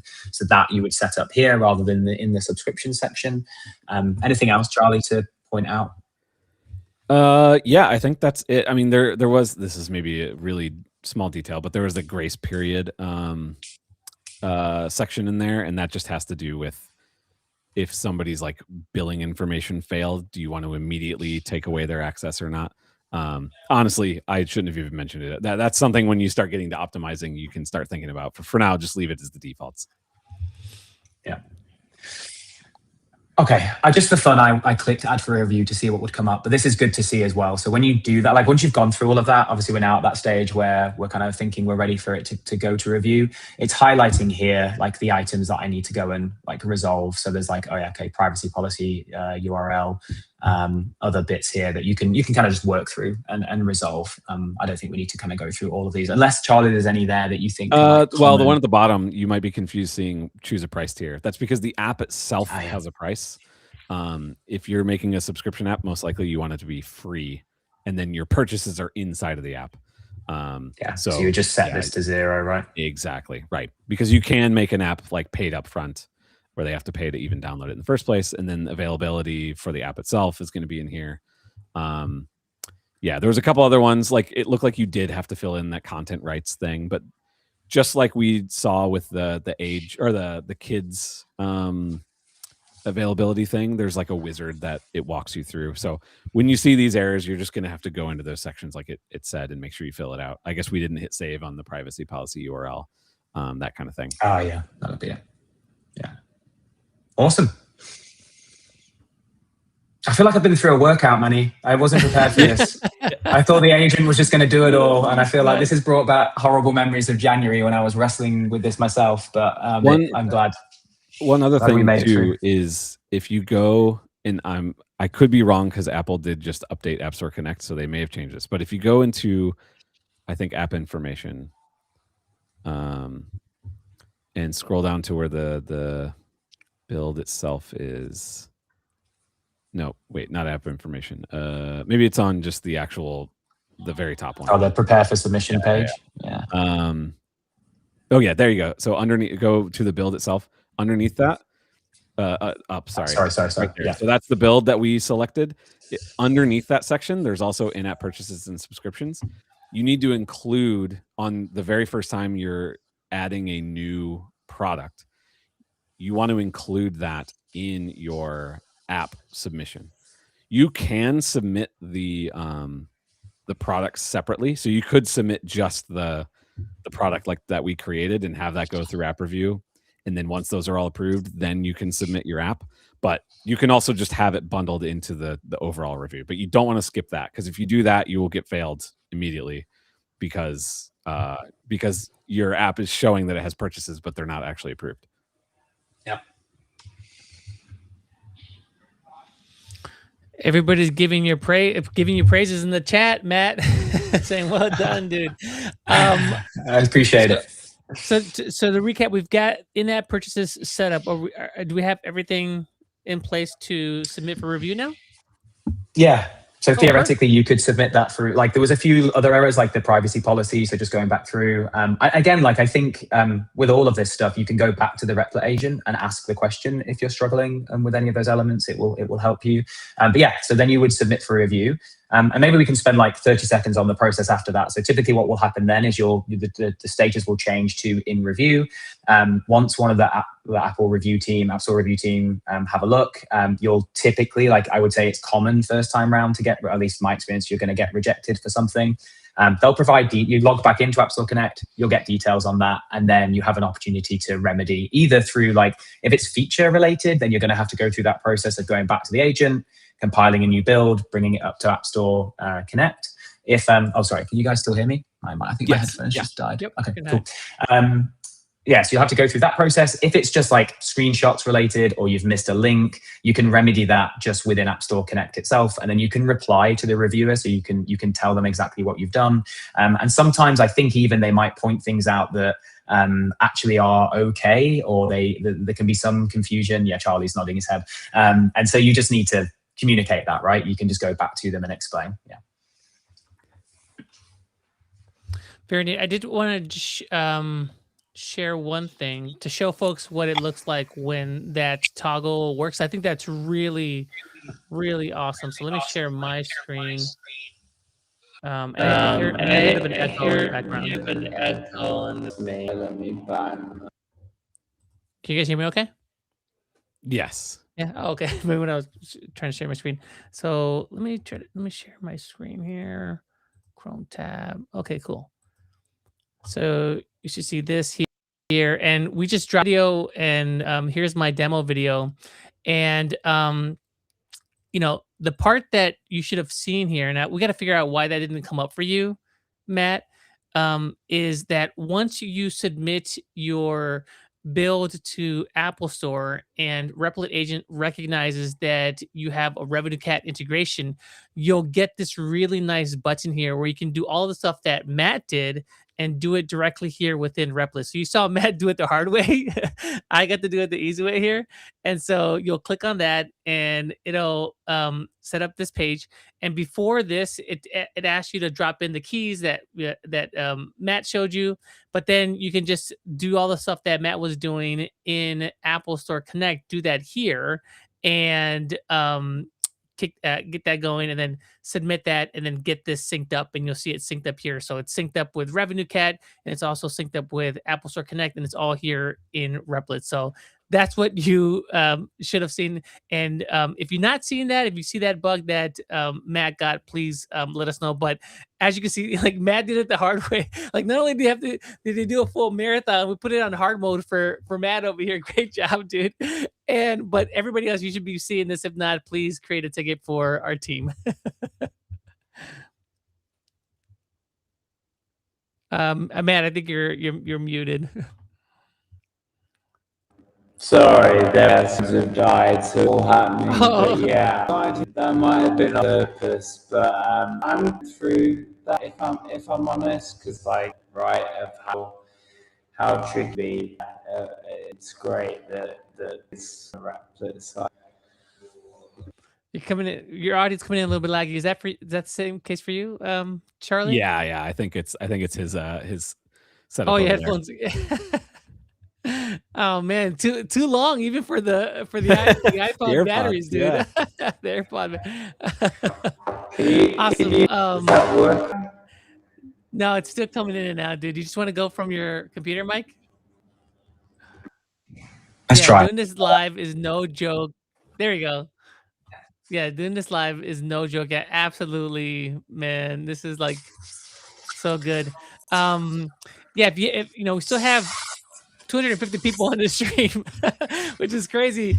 If you have any other questions, feel free to drop it in the chat. But any closing thoughts here, or any observations, Charlie?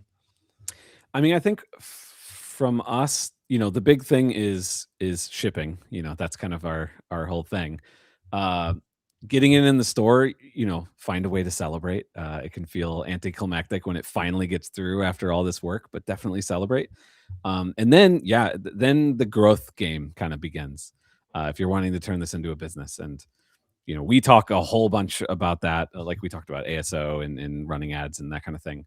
But there's a whole world of app, optimization things out there that you could start looking at that work very, very differently than kind of how the web works. So recommend, checking all of that out. Obviously, the RevenueCat blog has a lot of stuff about it, but there's lots of stuff all over the internet with regards to that. So, take this as like the beginning of the journey. I feel like I got to read up on that report that you mentioned. Like, I'm sure you have some just great information at RevenueCat, like managing the payments for a whole bunch of apps. And so the fact that you've consolidated all of that and you make that available for folks, did we drop a link to that in the chat? I want to make sure. If not, let's do that. But yeah, there's a lot of good information there. And I think, Matt, you mentioned that that's also getting pulled into Agent as well. So when you're you're starting off thinking about what type of monetization strategies you should go with, Agent will have that, we'll reference it, and we'll help you structure those initial products. Yeah, exactly. Yeah, it's plugged into that already. Super, super useful as well. I think it's like 300 and something pages long. So the fact the agent can just crawl through and pick out the bits that are most relevant to you is definitely helpful. But that's full of like really, really useful information. And not to plug like our own content too much, but we do a lot of like educational content. Charlie will do. When I interviewed for Fun Story, when I interviewed for RevenueCat, and I saw Charlie for the first time, I felt like I was meeting a celeb because I'd like watched so many of the videos that he'd put out. And the same as you, Manny, right? You're the same with you at Replit, but there's so much like helpful material. And again, like I'll just repeat what I said earlier. Like when I did this process in January, I had never like gone through the process, let alone building an app, but like handling and wrestling with App Store Connect. And then obviously the growth parts as well. There's tons of content and information that we put out designed to help with all of that stuff. So yeah, I would just push people to either leverage the agent or go and have a look at that stuff. Awesome. Well, Charlie, Matt, thank you so much. Marathon session here. Matt, what a trooper, dude. Good work. We'll have to drop a link to your app, your golfing app, in the show notes for people to check out. I'm wondering, like, what's the best way for people to follow your work? X, LinkedIn? We're all over. Well, we're all over both, but all of our employees are all over X. So it's hard once you start following anybody in RevenueCat. It kind of turns into this big trickle thing where there's a lot happening all the time. So yeah, that's probably the best place. And check out our community. So we're hosting office hours after this. Like Rymar is gonna jump on our Discord and do like another like 2-3 hours of content. So there's just so much hunger for this. People love seeing this. People love seeing builders like you, Matt, like go through this process. And like I think it also helps that you don't have as much experience as Charlie, because it matches like people like on Replit that are also new, right? So like I think you're like a great role model for those folks as well. But we have folks that are going to be going from this stream that's gone for 2 hours, and they're going to go to another like 2 hour and 3 hour streams. There's so much excitement here, man. So thank you so much for making this possible. Thanks for coming on the show. And I think we're gonna have to schedule a part 2 sometime soon.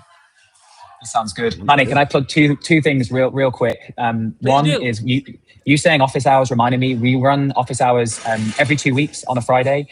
So if you want to like learn, that's more RevenueCat focused, but if you want to like join that, learn more about the RevenueCat side of things, happens every 2 weeks. And you can just search for it on Google, it'll come up, you can register there. And then for anyone that may or may not be listening in New York, we are hosting an event tonight to celebrate the launch of this like partnership and this integration.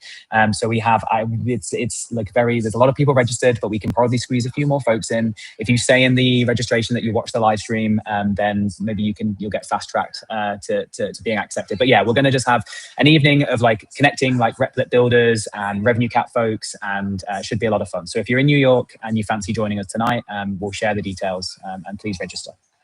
That's awesome. Yeah. I thought we were at capacity there. We managed to. Well, I've got drunk on power, and I have the ability to approve people if they register. So if you like I say, if you mention, or if you download my app, share a screenshot of my app. There's a growth. There we go. Yeah, come on. Yeah. I'm a 5-star, folks. There you go.